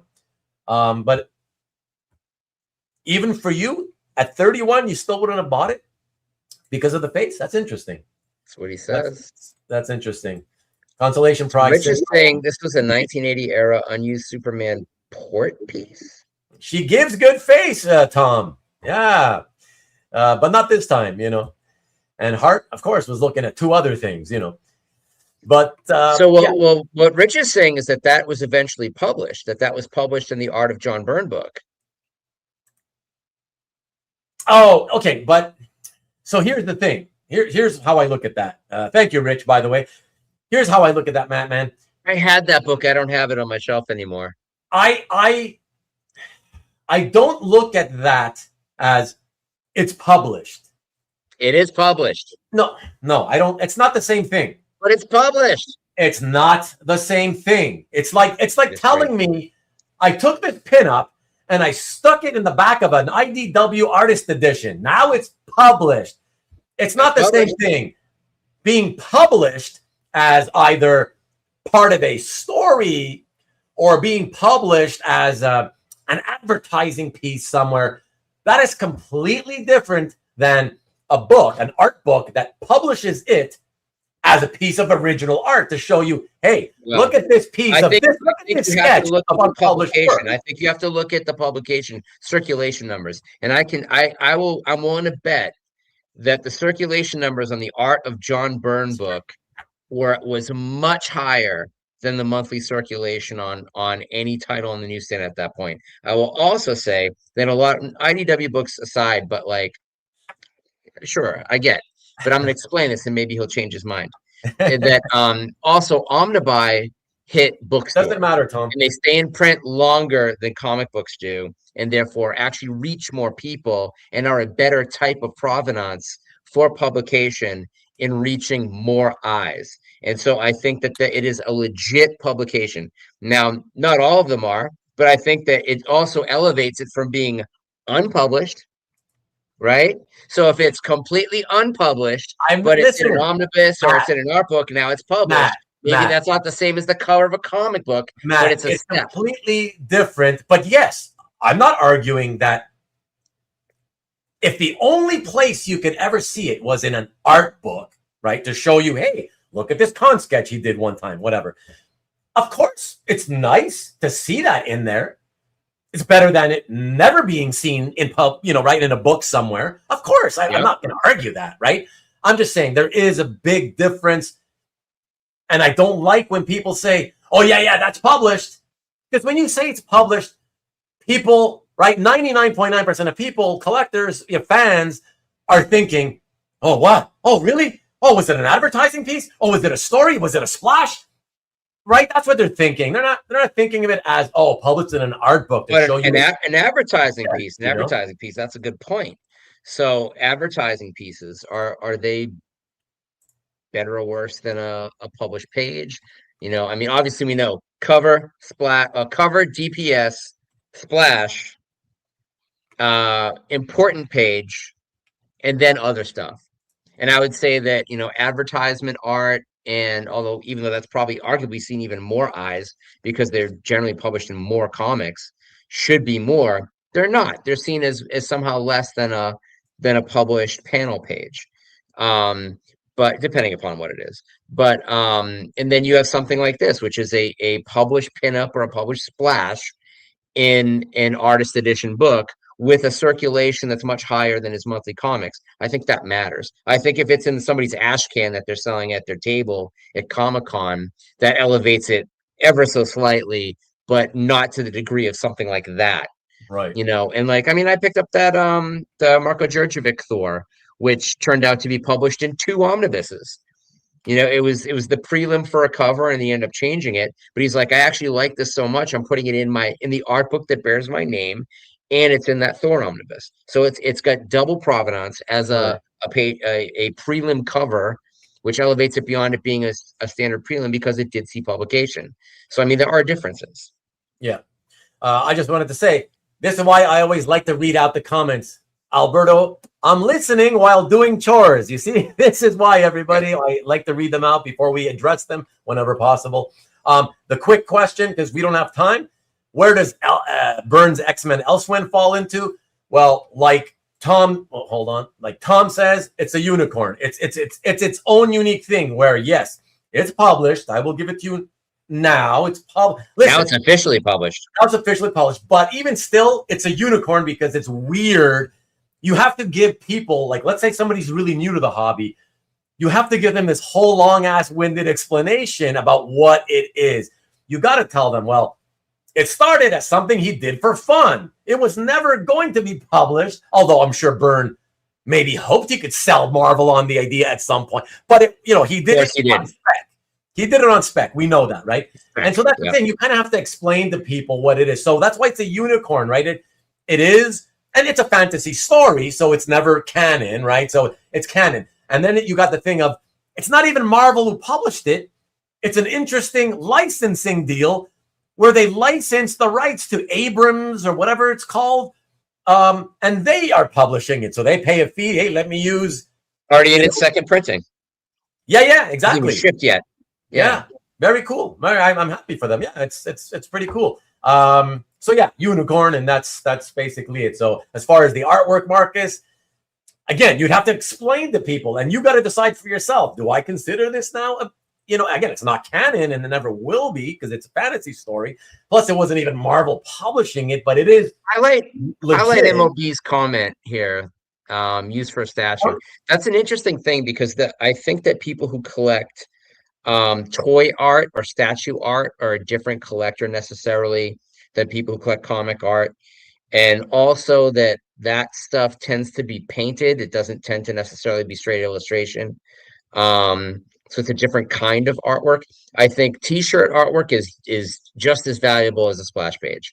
I think that that type of art is different. Frequently these days, t-shirt art is taken from the comics themselves.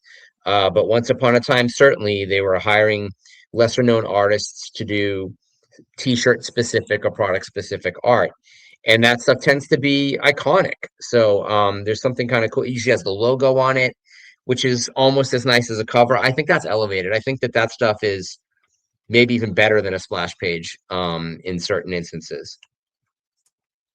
But yeah, another different type of artwork. Yeah, we could ponder that for sure. Yeah. All right, everybody, let us get to the next one. And it is, first of all, let me tell you, we got like half an hour. I promised Matt, I didn't really promise, but I always tell him I'm going to try to shoot no later than 11:30. We'll have to move quickly to get it done. I think we get it done. The tricky part, set a timer for 4 minutes for each piece, and the tricky part is that these last 6 pieces are like, there's several of them that are like, oh, you're probably gonna want to say a lot. You're gonna have a lot to say. This next one, for a very particular reason. Let me show you this. I'm not even gonna say nothing. I'm gonna let the guys in the chat handle the comments on this because they're gonna come in fast and furious. And verbally, Matt, you can tell me what you think of this. And we have 6 pieces left. Yeah. All right, I'm setting my timer. Are you doing it? All right. All right, everybody. Let us take a look. Get ready for the comments. Here we go. So, the rise of the Spectre. The cover to issue number 3. Wow. Yeah. So let me jump in the comments right away. Look at Sandy Plunkett. I love Sandy Plunkett. Although looking at this, I'm just so distracted. I could barely tell what the art was. Let me get to your comments. Okay, toy art, just the original shorts alone, 500. Okay, let me just jump ahead here. Okay, so go to 9 p.m. Everybody wants us to go long, of course. Beautiful. When Matt's done, let's get Peter on. My favorite Plunkett is the Unknown Soldier. Unknown Soldier? Yep. What do you mean? What piece are you talking about? Plunkett did the interior artwork for Garth Ennis's Unknown Soldier. Oh, interesting. So that's got to be from this century, right? Yeah, I mean, probably the same era, honestly, as this Spectre comic. This actually Spectre comics afterwards.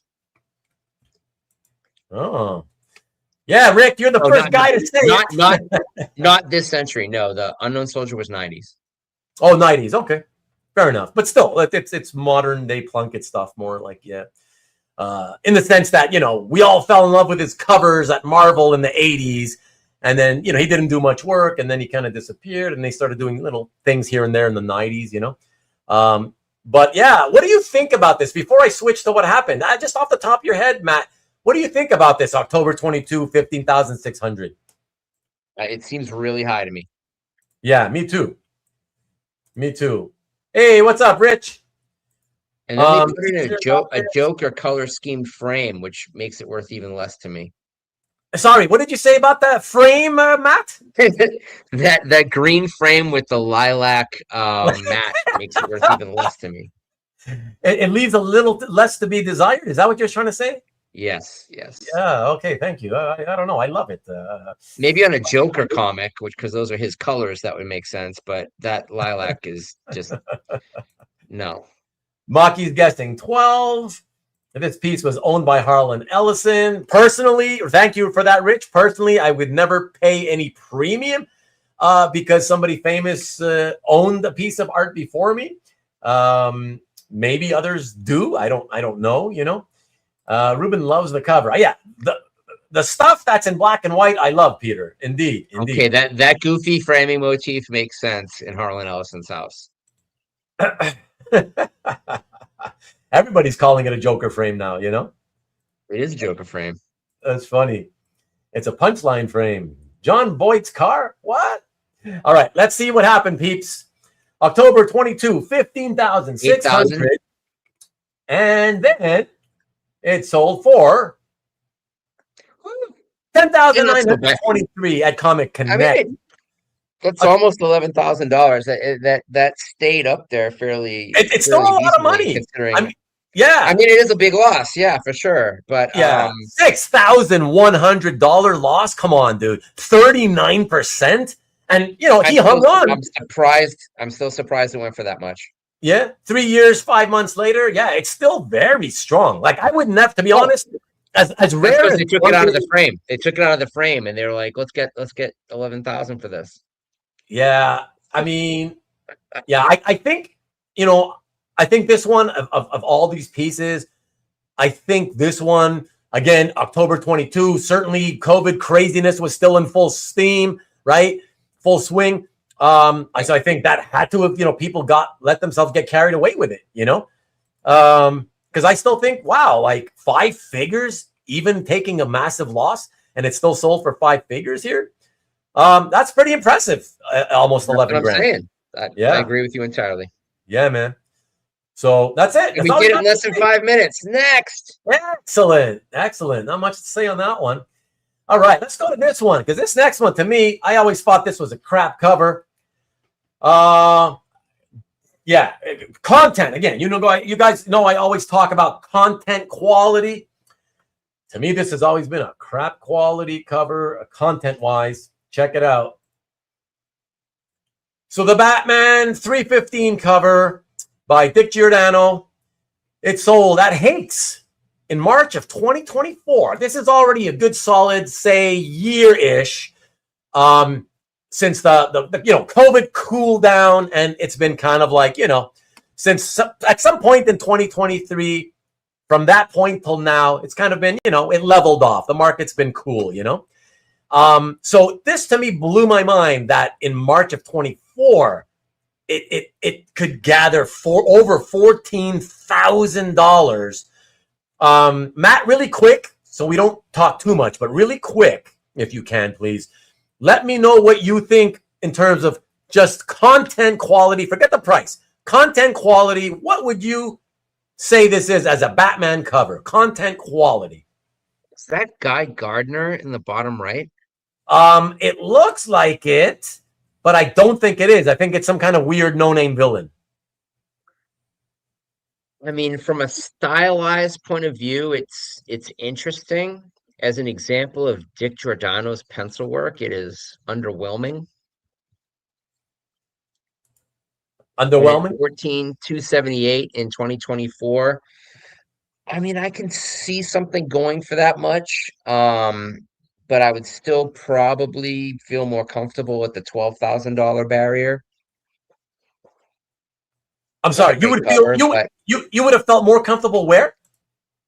At $12,000 being the peak, and I wouldn't pay that. Oh, but wow! It still makes sense to me as a Dick Giordano, Bronze Age Batman cover in the $10,000 to $12,000 range, and at the top of it at 12, it still makes a little bit of sense to me. Man, I gotta say, I'm surprised at you, bro. I'm surprised at you. Yeah, I would have thought you would have said something significantly below 10K, like down into the 4K. I mean, it's hard to say. Like March 2024 is one of those weird months. Like we sort of thought that was going to be the bottom of, prices had already started to fall. So someone's still paying 14 grand on this. It means that it's someone who really, really wanted it. And yeah, like Tom is saying, if this had been on a dealer site, it absolutely would have been priced $14,000. But at auction, I think 12 would have been more realistic in that time frame. And I'm gauging by your response that it's going to drop significantly after they sell it in four or 5 months. I got to be honest. I got to be honest, Matt. I do not remember what it fell to. Yeah, so it's going to be a surprise as much to you as it is to me. But yeah, it feels really high at this price. But okay, let's check it out. 14,278, and then 2 years, 3 months later, June of 26. That's this month. It sold at Comic Link 8,650 for a net out-of-pocket loss of $6,500. Wow. And a net loss percentage-wise of 45%, man. Well, and let me ask this. Do you think that Dick Giordano is also falling into that category of an extremely prolific artist who the current generation just does not care for, and our generation is selling off to get the things we really want?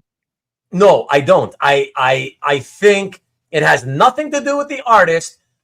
In my opinion, just the metric. Yeah, 100% content quality. And so for those that maybe you're new to the channel and you don't really understand, let me quickly tell you what I mean. Like specifically with this cover, all right? So the content, what we have on it, is Batman there? Of course he is. Yes. Okay, fine. But he's very, very small. That's number one. So that's one big knock for me.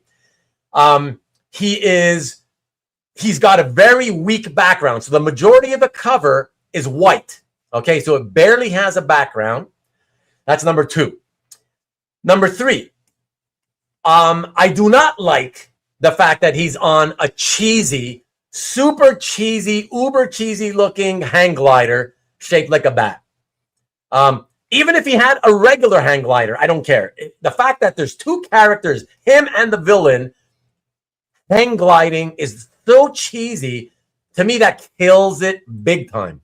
So, I love that cheesy bat hang glider. Yeah, I mean, listen. If we're talking in context of, if you and me were just looking at covers and hey, let's look at some Batman covers and see some of the fun kind of stuff they used to do back in the early '80s, late '70s.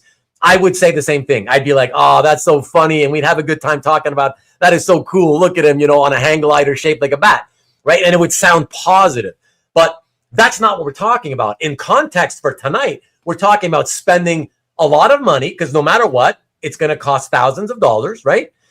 In that context, I don't think the cheesiness does not help. Cheesiness hurts. So I think a big bat signal looking thing on a cover is a huge sell point, though. I would agree with you if rather than the hang glider being the bat shaped, if they had put a regular hang glider looking thing, right? And there was like a what do you call it? The beam, the light beam, putting the bat signal into the sky behind him, that would be better. So you still get the bat figure, right? But not, not a hang. I don't know. Just the fact that he's hang gliding at all is so. I think that maybe the biggest offense on this is that it doesn't in any way convey that it's a Dick Giordano cover. Oh, no, that's for sure too. Yeah, that's for sure too. If you're paying a Dick Giordano price, you want a Dick Giordano looking page, and this is really simple. I mean, honestly, what it reminds me of is later day. Oh my gosh, what's his name? The guy who stole all the artwork from Marvel. Who are you thinking of? He did a great run on Spider-Man. Redesigned Green Lantern. Redesigned. He's a thief. Thief? Gil Kane. Looks like a Gil Kane cover. Gil Kane. Oh, I love Gil Kane. Yeah. Oh, no, I don't see Gil Kane here at all. Mickey's so with simple. You. Like his later day Gil Kane. Mickey's with you. He likes the hang glider. Yep. Hey, Nicky, what's up? What's up, we're almost 8 minutes on this piece. Oh, okay. Let's speed this up because it is a pretty crappy piece. But in my opinion, anyways, I think at 8,600. Okay, now whatever. I guess it's worth what it's worth. I think it's worth 8,600. That's fine. But yeah, clearly this month it is. Yeah. Yeah. Exactly. All right. Let us get to the next piece, everybody. Here, let me get rid of this one first. All right. This will be quick because much like an earlier piece we saw with the Schomburg, the same thing I said about that one goes with this. Let's check this out. All right. So we have a Femlin, everybody. For those of you who don't know, this character is a character created by Leroy Neiman, and it's kind of like a mascot for Playboy magazine. Okay. So here's what I want to say real quick. All right. For the last 15 years or so, Heritage has sold a bunch of these, a ton of them, over many, many auctions. Okay. This was $1,562, as you can see there on Heritage, which, from the, my memory that I have of these things, is somewhere in line with what a bunch of them have sold for over the years. Okay. Some a little less. 1,200 to 1,500 is probably pretty normal. So yeah, exactly. So that I got no problem with this price, right? But here's here's what happened, and you're going to say, I want you to take this one, Matt, and you're going to tell me why this thing got hammered. Okay, check it out, everybody. 3 years. 500. 3 years later, a total of 500 retail for a total net pocket loss of $1,112 out of the 1,500. Let me remind myself. So 1,500 out of the 1,500 and change, he lost 1,100 for a 71.2% loss. Can you see the major reason in this case, Matt? I think at this point, a lot of the Paul Nagel incidental drawings had already come to auction.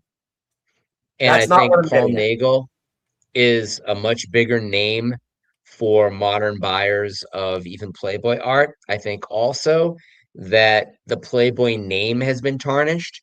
Oh, you mean Patrick Nagel you're talking about, right? Sorry, Patrick Nagel, yes. Yeah, yeah. So Patrick Nagel had obviously become the ubiquitous Playboy artist, had done tons of album covers and became sort of the ubiquitous artist of the 1980s. His reputation somewhat destroyed for a very long time by unscrupulous art reps that were pumping out fake signatured stuff long after he had died. He actually died on a treadmill in Pasadena. After being on a treadmill for a local fundraiser, walked outside and had a heart attack and died. This was in the early 80s. But Nagel is so much more associated with the incidental Playboy drawing, and you can get his artwork on this character in that same range, and it started to spike up a little bit, that Leroy Neiman, even though he's the guy that created this little character or what you might call a milieu, isn't as recognized. But I also think that more importantly than anything, that Playboy art has kind of taken a hit. Like the Playboy brand has taken a hit. It's not as respected as it once was. And I also think that it's considered problematic art at this point. Let me say that none of that, it may be true, right? I'll say, what you just said. I'll go with that. That's cool. However, and I'm shocked that nobody got it, what I was getting at. No, the number one reason, in my mind, that this got hammered by 71.2%. Show you again, and I'll read it right off. It's the clue is right there. It resold at Comic Link. Okay, again, these have been sold many, many times. So there's a lot of precedence for these pieces, these Femlin pieces. You could have looked them all up, but the guy bought it there and decided, I guess, I don't really want to lose 25% on this end and maybe another 10 or 15 on the other end. I'll send it to Comic Link because they only charge 10% total and there's no buyer's fee. Right. But Comic Link has never done a single non-comics vintage illustration auction in their entire existence. They're not known for that stuff. Right. You're going to get killed. Your audience isn't there. Your audience isn't there. Like, what are you doing? That's the reason it got hammered the way it did.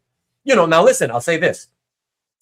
In fairness, had he sent it back to Heritage, yes, he probably still would have lost money, right?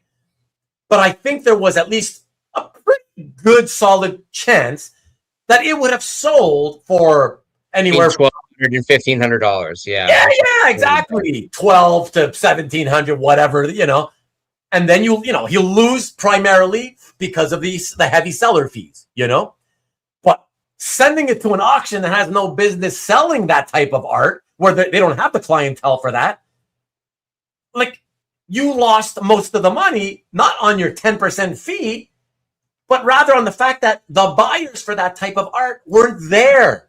So, you know what I mean? Like, you just got $1,000 lost just because of the fact that it was the wrong marketplace to sell it on. That's it, man. Sure. So, there you go. All right. I do feel, though, and I may be wrong, but Playboy stuff is getting harder and harder to sell. And I remember, like, this is a much more extreme example of that, but I was dealing with, like what you might call edgy art, in the early 2000s. And at a certain point, I want to say around 2010, it just became really hard to sell edgy art, that the appetite for that type of stuff had completely gone away. Yeah. That's still kind of cute, but, so there's a certain audience that's going to want that still. But I also think that bigger names got involved in the game. Yeah. And Rich, no, that's a genuine Leroy Neiman. A lot of them are out there, though. So it's, they I think some of them have gone as high as 4 or 5K, if I remember correctly. But there's a lot of them out there. So, yeah. And in Neiman's era, there were as many as 8 or 10 per issue. So that's, for 25 years. Yeah, exactly. Okay, so let us slip. Let us, because Rich said slip of the lip. Let us move over to the next piece, everybody. And now we're catching up pretty good. Okay, check this one out. Oh my God. Silver Surfer #1 recreation, everybody, just to be clear here. And I believe for those of you who somebody may ask, I do believe this was one of the very rare. Okay, I shouldn't say that because it makes it sound like it's actually good. It's a rarer version in that I think this was a larger version. Okay, so most of the ones he did were 11 by 17, and I think this was a much larger version. Whatever. Okay, still to me that doesn't really matter. The point is it's one of, I don't know, dozens and dozens that it seems he drew. Okay, so to me when this happened, I was like, these people are out of their minds. To me, I don't know. Just because of the fact that it's oversized, okay, fine, pay 10 grand, whatever. I don't, whatever, right? And to me, that's still a lot of money for a recreation of which there are dozens and dozens of them out there, okay? $57,600, September 21. And then it sold at Heritage again. Now look at this. Interesting, right? 4 years, 2 months later, and as we always say, the closer you get to that 5-year mark, there's a strict correlation to where, hey, you start to get closer to break even, not make money, but you start getting close to that break even point, right? So it did in less than 5 years, but close. It did sell for slightly more, right? Very, very slightly more, which to me is shocking, right? Because check it out, guys. 57.6 and then 58,750. So it sold for only $1,150 more. But again, to me, it's shocking because I thought it would have sold for a lot less. But because of the fact that the heritage fees are way stronger on a high price piece like this, right? Your 1,100 extra dollars that it sold for, it's nowhere near enough to cover, and that's why it results in a $10,600 loss out of the guy's pocket.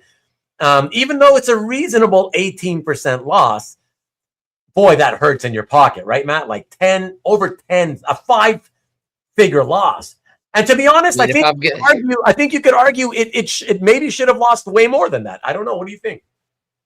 I'm amazed that anybody paid more than $20,000 for it. There you go. Thank you. There you go.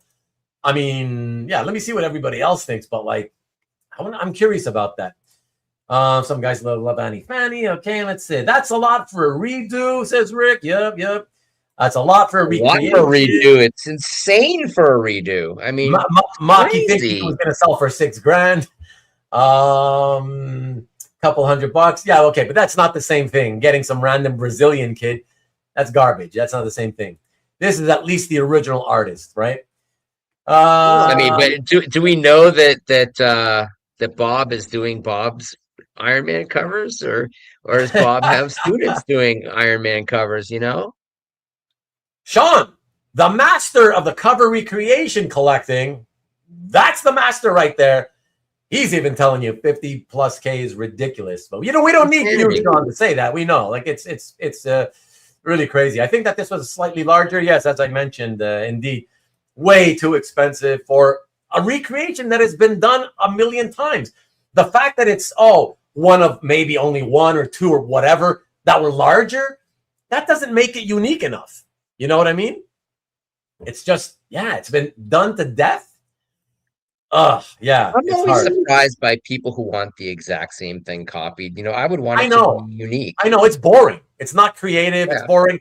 I used to like it like 25 years ago. I got a couple Swamp Thing covers done by Tom Yeats myself because I love them. But inevitably, as you would imagine, Matt, I enjoyed them. And then I was like, one of them, I was like, I can. doesn't feel the same as it's still not the same. It's just not the same as having the original. And I dumped it, right? And then I kept the other one. And while I owned it, I found the original. And as soon as I bought the original, see you later to the other one. It's just, for sure. It's just they can no be comparison. Fun. They can be fun for a little while, but then after you're like, me anyways. I'm like, okay, there's no creativity. It doesn't. Again, it feels like a copy because it is a copy. It's a copy. It's just a copy. So I agree with you, and I'm sure what you wanted to say, Matt, was like, it's cool when they do reinterpretations, right, of a cover you enjoy, right? So it's the same scene, but drawn in a different way, slightly, whatever, with adjustments and change. Yeah, it's at least you have some kind of cool creativity to it that the artist put in, kind of thing, Yeah. So good night, Cab. I didn't see him say good night, but good night. Night, Cab. Suckers Bet Recreations. I think so. I mean, if you're investing, if you're just a fan and you don't mind the recreations and rather than the original, and because it's all you can afford, which is the reason a lot of people get them, to be honest. And even me, I thought it wasn't because I didn't think I could afford the originals. I just couldn't find the originals, But I think I've seen a lot of people who have bought them and then sold them for the exact same reasons that I mentioned. After a while, they kind of realize like, it's not the same. It's just not that cool anymore. And with these guys that do the same one again and again and again and again, it's like, yeah. That's what I'm saying. Tough for your estate to unload stuff. Yeah, exactly. Close to getting an ASM 252 by friends, but upon further thought, decided to have him do something different that meant way more to me, and I'm happy I did. There you go, Jeff. Exactly. And I know what you're talking about too. And I think you made the right move. Yeah. Friends probably can't recreate or redo ASM 252 line for line anymore. Why? What do you mean? He can still draw really well. Like, yeah, he has had. I've not seen any drop off in his quality with age, judging only by the not recreations, but commissions that I've seen him do. Anyway, we don't got time. We got to keep. But I mean, there's something lacking in not having Klaus Janson ink it. Yeah. Oh, I see. You mean the 252 recreation? Okay. Yeah. Okay. So, all right. Matt, sorry. We're probably going to go a little bit over, but it won't be by much. All right. Can you hang? No. We're ending at 9. God damn it. Okay. We got 2. The 2 final ones are really cool. So let's see here. Yeah, we'll finish in plenty of time. And he would sign it in red marker. I gotta admit, Rick, I despise that. Why do artists do that? Why do you add color to black and white pieces? It's like that framing thing I keep talking about. If it's a black and white piece, please sign it with an ink pen. If it's a pencil piece, only sign it in pencil. Otherwise, it's too jarring, man. Ugh. Anyways, okay. Let us check it out. So second last piece, everybody. Let's see what we got. So a beautiful, fantastic. I was when I was putting this together, Matt, I was losing my mind. I was literally screaming and talking out loud to myself about this. Okay. So giant size X-Men #1, page 42, a 60% splash, if you will, with the whole team. What else can I say? I mean, the first appearance of the new X-Men, which has been the most popular super team as a group of. All of them in that one panel. Say that again? All of them in that one panel. All of them in the one panel, including Wolverine. And yes, I know some of you will say, yes, he's small. But yes, and you're right, but he's still there. And guess what? The most popular superhero since 1974. And he's there in his second appearance. Okay, this is the issue with his second appearance, right? His fourth appearance. Well, whatever. If you want to count the 2 little cameos, that's fine. Whatever. I want to count 3 published issues. Yes, I want to count 3 published. That's fine. Whatever. But again, what's more important is that it's the whole brand new X-Men team, the international group of heroes that have been the most popular heroes of all, since then, basically, right? At Marvel. And here we go. So look, it's very interesting what happens here. So April 2024, I cannot believe somebody would spend this kind of money on something like this and not want to keep it. Yeah. Right? Like, what are you doing? classic Dave Cockrum, giant size X-Men. It's like banger. This is such a banger piece to own, man. All right, let's look at what happened here, everybody. Okay, very interesting. Okay, check it out. So, a year and 8 months later, yes, it still holds its value from a retail perspective, right? But it didn't go up. It went up $1,000, right? It goes up $1,000, but check it out. Even at Comic Connect, right? You still got to pay the seller fee, and so because of that, right? Because 115 was with the buyer premium, the 15% buyer premium, right? So the actual bid price. Do we know that about Comic Connect? I actually looked this one up. I had to do my research on this one, and that's what I figured out. Okay, so 100 plus 15% to make it 115. So then you lose. Well, on this, they would have given a free seller fee deal for sure. So yeah. So that's why I figured, okay, they gave him his $100,000, which means though, right? He paid 114, and they gave him the 100. He still loses $14,000 out of his pocket. Doesn't matter. It seems reasonable to think, oh, okay, you only lost 12%. Yeah, but 12% at this price level, $14,000, man. Why wouldn't you wait until the X-Men come into the MCU? You wait for that first trailer where there's X-Men in the MCU, and this is a $200,000 page. I'm telling you, that's crazy. It's that crazy. Hurts. I feel physically pain from this transaction. Like, yeah, someone had that much money and weren't willing to hang on to it. There's all kinds of speculation on this. I mean, it's so classic. It's such an on. If you were a Marvel fan and you love, is there a better page in that issue? I think if we look through it, we could probably find better content on a panel pages. You're right, like better Wolverine images that would add more money, whatever. But it doesn't matter, Matt. It's great. Okay, we full team action. I mean, like yeah. Full team action. You almost can't put a price on that. Yeah, I mean, like page 42. I guess it's a thicker issue than I remember. Oh, it was giant. That's why it was called giant size. Remember? Yeah, was it 48 pages? Yeah, something like that. I mean, so you got Colossus.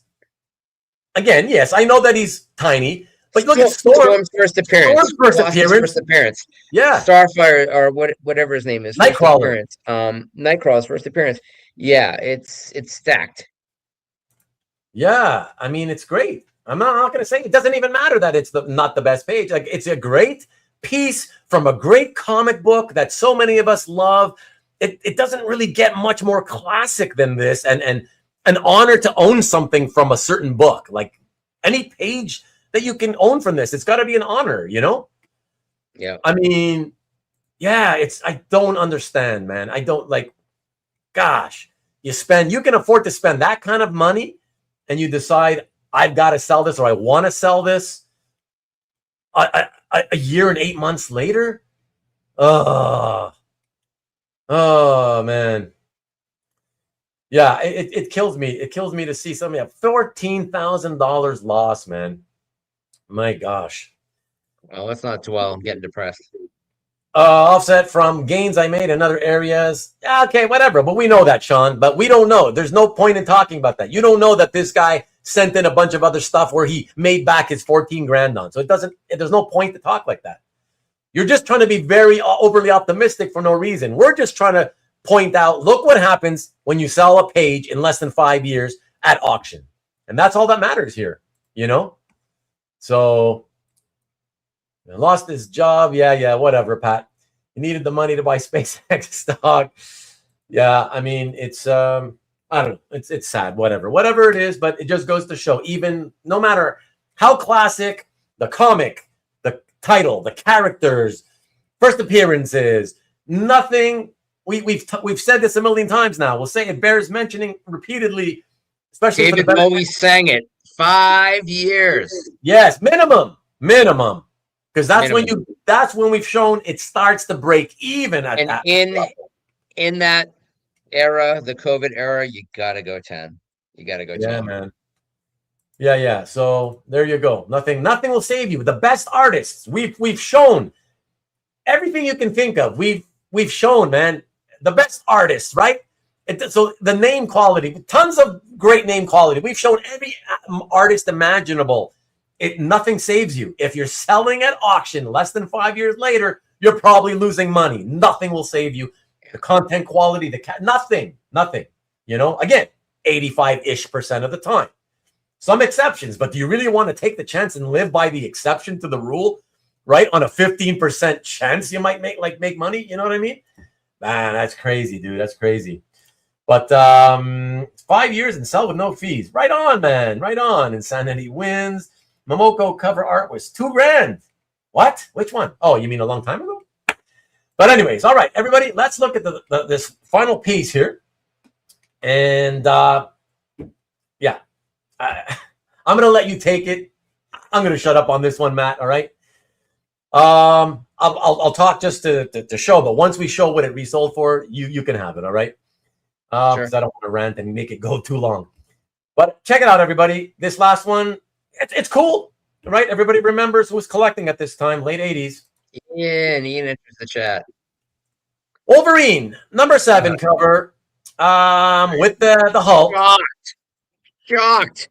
This went $144,000. $144,000 here at Heritage. And I'm on record. I think all these Wolverine covers are dog shit. I think they're terrible. I think it's the worst work John Buscema ever did. Listen, I'll say it before, I'll say it again. What I hate more than anything is, well, as a Wolverine fan, that's not even Wolverine. That's Logan. Okay? You're not in your costume. You're in your stupid whatever patch costume or Logan costume. Like when he look, to me, value drops precipitously when he doesn't have his mask on, and especially when he doesn't have either the yellow and blue or the brown costume. Or his claws out. He doesn't have his claws out. He does. Yeah, that's it. There's no claws out. He's wearing. Yeah, to me, yeah. I really was so disappointed in this series that they didn't get. And I love, by the way, I love John Buscema. I just don't think he was the right. I love John Buscema. I hated him in Wolverine. I hated him on this title too, exactly. And I hated what the editors and writers chose to do by not making it Wolverine. They made it Patch. They made it Logan. That's not Wolverine. Anyways, okay. Let me cue up the other piece. Before I show it, let me get instant win at 10K now. Hey, Ian, what's up, buddy? Ian. Let me see. Let's see, you guys. I would not be surprised if this went if it lost like $40,000 or more off just the paid price, meaning it lost significantly more. Listen, I gotta take this comment. So Sean says, if that's not Wolverine, then that's not the Hulk. Okay, that's true. Let's go fix it. Yeah, thank you, Matt. Exactly. Thank you, Sean. That is exactly right. That's not Wolverine, and that is not the Hulk. It's Mr. Fix-It. Thank you. My Hulk does not wear a suit. And by the way, let me just say, I'm speaking as a guy who was a massive Hulk fan, who once, I owned the entire comic collection, the run, including the first 6, and then art-wise, the first thing I focused on when I set my focus, rather than I started off collecting art with squirrels. Then when I started to focus, I focused with Hulk splashes and covers. And as a guy who was focusing on Hulk splashes and covers, I can tell you, I loved the Peter David run. I enjoyed the Mr. Fix-It stuff, but ultimately, I'm happy it didn't last forever. I eventually wanted him gone, and I wanted my Hulk back. 144 would provide a lot of collecting down fun. It sure would, MLB. Claws in the corner box, yeah. Value completely drops, yeah. Hey, Ian needs more shoulder hair. Pass. JC loves it. We'll be wearing a special Lululemon Pilates outfit. Over 8K's way better. Oh my gosh, you're funny, you guys. Let me see. Marcus agrees. That's Mr. Fix-It.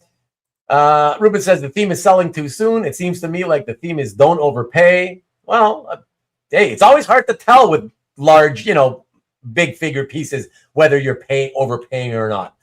So much stuff has now sold for 6 figures, over the last 10 years. So I thought Hulk was green. There you go. A lot of Hulk fans don't consider that to be the Hulk. So there you go, Sean. I mean, I do kind of enjoy that Purvis run on the Hulk, and I know I'm unpopular in that opinion. Everybody enjoyed it. I don't like the art anymore. I used to think it was kind of different and cool at the time, but now when I look at the art, I realize other than the Hulk, it's terrible. He draws human beings awfully. Everything else, but the backgrounds, the Hulk looks cool. Everything else looks bad.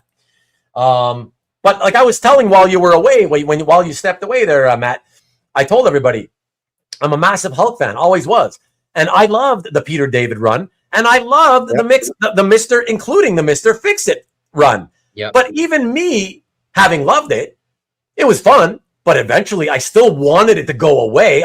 I wanted the real Hulk to come back, right? So it's fun, but I'm not paying as much for Mr. Fix-It as I would for the Hulk, Mr. Purple Pants, right? Savage Hulk or whatever.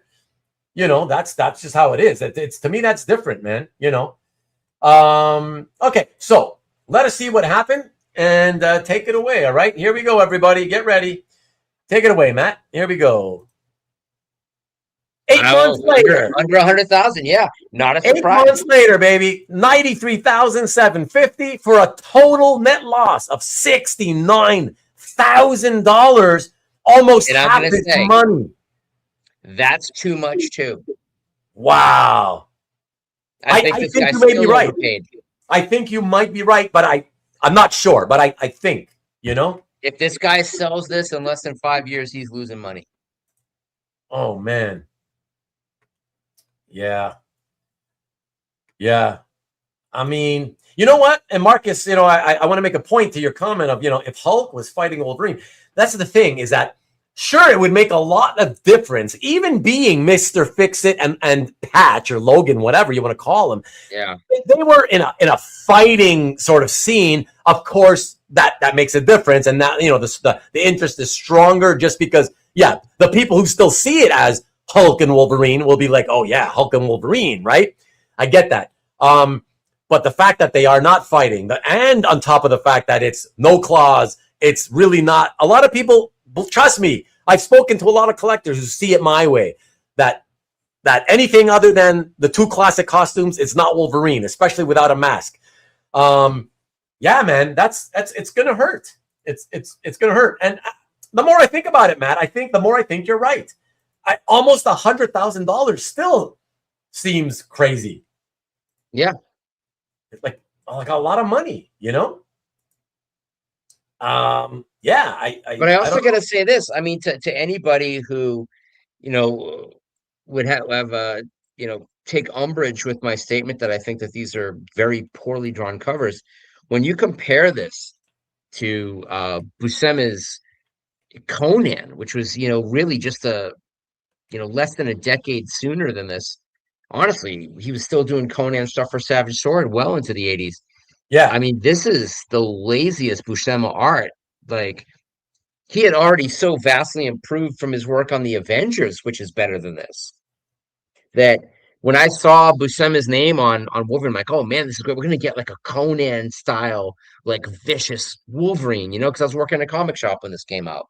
Yeah. And we got what we got, and I was like, oh man, this is like the most dumbed down, like loosest, not very good stuff. And the covers were weak, and the interiors weren't much better. And it just bummed me out because I felt like there was so much promise in having this guy who had done Conan doing a Wolverine comic. And then instead we get what could have been anybody. It could have been John Romita Jr. at that time. It could have been, any, name that guy, like, Marvel look. Yeah. Yeah. I would say, let me see here. Let me jump into the chat for a moment.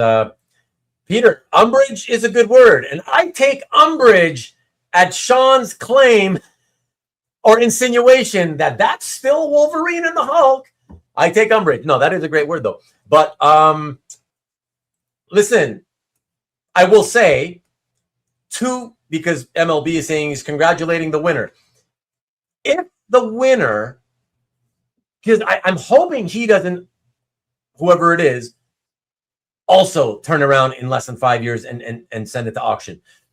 Because I do think there's a good chance. Again, I still think there's a chance it goes for higher than he paid. Anything can happen. But I also think the chance of going even lower is pretty strong, right? He's going to lose money regardless, right? Like, because even if it goes for more, he's going to lose money. Right, because of the fees. But I will say, I hope if you're out there watching, listening, whatever the case may be, the guy who won this for $93,000, I hope that, unlike myself, that you're not just, oh yeah, I enjoy the Mr. Fix-It era. I hope you're one of those guys, and I've talked to some of these guys who loved the Mr. Fix-It era, and you wished that it had continued and gone on for a long time. Good night. I hope you're one of those guys, because then there's a good chance you'll hold on to it for a lot longer, right? And this cover would definitely mean more to you than a standard Hulk fan, Wolverine fan, you know? But if you got excited, like a lot of people tend to, and thought, Hulk Wolverine, because that's the first thought most people get. Oh, Hulk Wolverine. I'm worried for you unless you keep it for many years. So, like I said, I don't want you to lose money, so I hope you keep it for a long, long time. That's basically all I can say to that, you know? Marcus also earlier said that he agrees that he feels it's got more room to go down. You know, if the winner the second time was the underbidder the first time, he must have been totally delighted. I guess so. But that's a stretch to think that's the case. Oftentimes, and I speak just from my own experience, when I have been the underbidder and then later down the road seen that same piece resell, more often than not, I ended up not even bidding on it. I actually lost interest. And that shouldn't be surprising, because I've said in the past during these shows, in fact, there's a psychological factor at work, okay? Where, again, collectors hate to see. I have to stop you for a second, because I was trying to look up and see if the owner was listed, and I tried to access Comic Art Fans. What's that? I have been blocked. I have been blocked from Comic Art Fans. What does that mean? Oh, maybe are you using a VPN? Because that happens sometimes. No. I'm not using the app. Maybe I should use the app. Oh, maybe. That's weird. That's probably some weird glitch or whatever. You know, Hulk, take umbrage. You fix it like. Yeah, thank you, Peter. With a 120 premium member, here we go again. Do you think more or less new people will post artwork? I don't know, but next week, bring that up again. Ask me next week, because I'll have forgotten by tonight. Bring it up next week. Well, I guess we'll talk about it, because you shocked me with this whole prices going up and going up so soon. I figured they would have waited till, January 1st, then wait for the new calendar year, whatever. So we can talk about that, I guess, next week, guys. I'm sure Casper might, especially if I put if I make the thumbnail to show that we may talk about that. I don't know if I will, because I don't know if I want to make it like the theme of the show, to be honest. Maybe we could talk about it as a little segment or something. But yeah, should be interesting. Daryl said he got the same message as Matt. So it's temporary, whatever. There's always glitches from time to time on the site, whatever. I'm sure you personally have not been blocked, Matt. Alberto says it's not blocked for him. So it is just me and Daryl. Yeah, didn't pay his. Oh yeah, it's a Las Vegas thing. Maybe something wacky going on in Vegas or in Nevada in general. Ruben is good man, still paying for calf even though Bill blocked him. Bill didn't block my calf. He blocked me on the from the chat on the YouTube channel. Well, I have to update the app. Well, like I said, MLB, I don't do it for him. I do it because, again, it's everything I've kind of done in my time in the hobby over the decades, it's for the betterment of the hobby. It's just I'm doing my small part, and that's why I do it. And you know, whatever, regardless of you know whose website it is, whatever, you know. So it goes into effect July 9th. Oh, okay. So in about a month, less than a month, maybe a few weeks, right? Okay. Okay. Snick sucks. Matt got real scared. Join me. What's funny is Ruben's blocked as well. How do you know I'm blocked? I didn't go to CAF and try to log in, but let me do it. I just opened another tab here and here. Let me click the comic art fans. Nope, I'm in. I am in, and I see that Alberto is the most recent person on my watch list to have posted something. So yeah, so it's not me. I'm not having a problem. And yeah, it has nothing to do with me. So I said nothing but nice things about CAF tonight. Here I am, blocked. Thanks, Derek. But anyways, so there you go, fellas. There you go. Another 15 examples of reasons why you should hold on to the art, buy it with the intent to hold on as long as you possibly can, a minimum of 5 years. That is, unless you don't give a shit about losing money, I suppose, you know. But yeah, think of it in terms of be more judicious in your decisions when you buy. Try to stay away from squirrel buying, you know, for those of you who don't know what that means. Woo, look at that. Ooh, look at that. I'll bid, you know. But here's a point to what someone had said is like someone paid $140,000 and some for that Hulk cover. Yeah. And they lost ostensibly $60,000. Yeah. That's not a casual buyer. Oh, it was 69,000. Yeah. 69. So like, yeah. So that buyer who has that type of expendable income is not your usual buyer. I mean, I don't think there's anybody in the chat that's routinely spending that kind of money on pages. And I think that, you know, when we're even the person who took them off the hook to an extent and bought at, you know, just under $100,000, that's not a typical buyer. That's somebody with a lot of money. Sure. And while I suppose it's possible that that was that person's favorite ever cover of their favorite ever comic, and they just happen to also be making enough money where that doesn't, you know, instantly cause divorce proceedings, then I mean that it's a very outsider, small percent of people in the hobby. You're right, MLB. You got to wonder if any of these guys ever the whole point. Show, but who knows, you know? But that's why we keep doing it, you know? It certainly is. I mean, it's one thing to buy, you know, like 50 sketch cards and get 35 that you don't love. Yeah. You know, yeah. Mystery sketches or whatever. And it's a whole other thing to intentionally pay tens of thousands, hundreds of thousands of dollars on comic art and to then lose money reselling it because you sold it too soon. And I mean, you know, someone's talking about take a poll. Who's going to answer that poll? It's none of our business. You know, who's going to answer honestly a survey that says that shows them how dumb they are, you know, that they've overpaid. And maybe they're not even that dumb. Maybe it's, you know, they don't understand. They're uneducated. At this point, you know, this is almost the 20th episode that we've done on this subject. You know? So like that's an important aspect too. You know, people aren't learning. It's not all new people doing this, but like I say, I think that there's a huge component of this, which is adding to this addictive cycle of buying something, giving it back to buy more, to give back to buy more. And it's a constantly losing scenario. You know, and well said, we're Derek. not here to speak to addiction issues, but it seems like there's a lot of addiction issues in the hobby. Yeah, for sure. So yeah, guys, that's it. I mean, that's why we keep doing it. Again, it's interesting. It really is from a data perspective and what it shows. And I figure it's the fact that it's interesting it's a good reason to have a Sunday night show, and it provides entertainment, so to speak.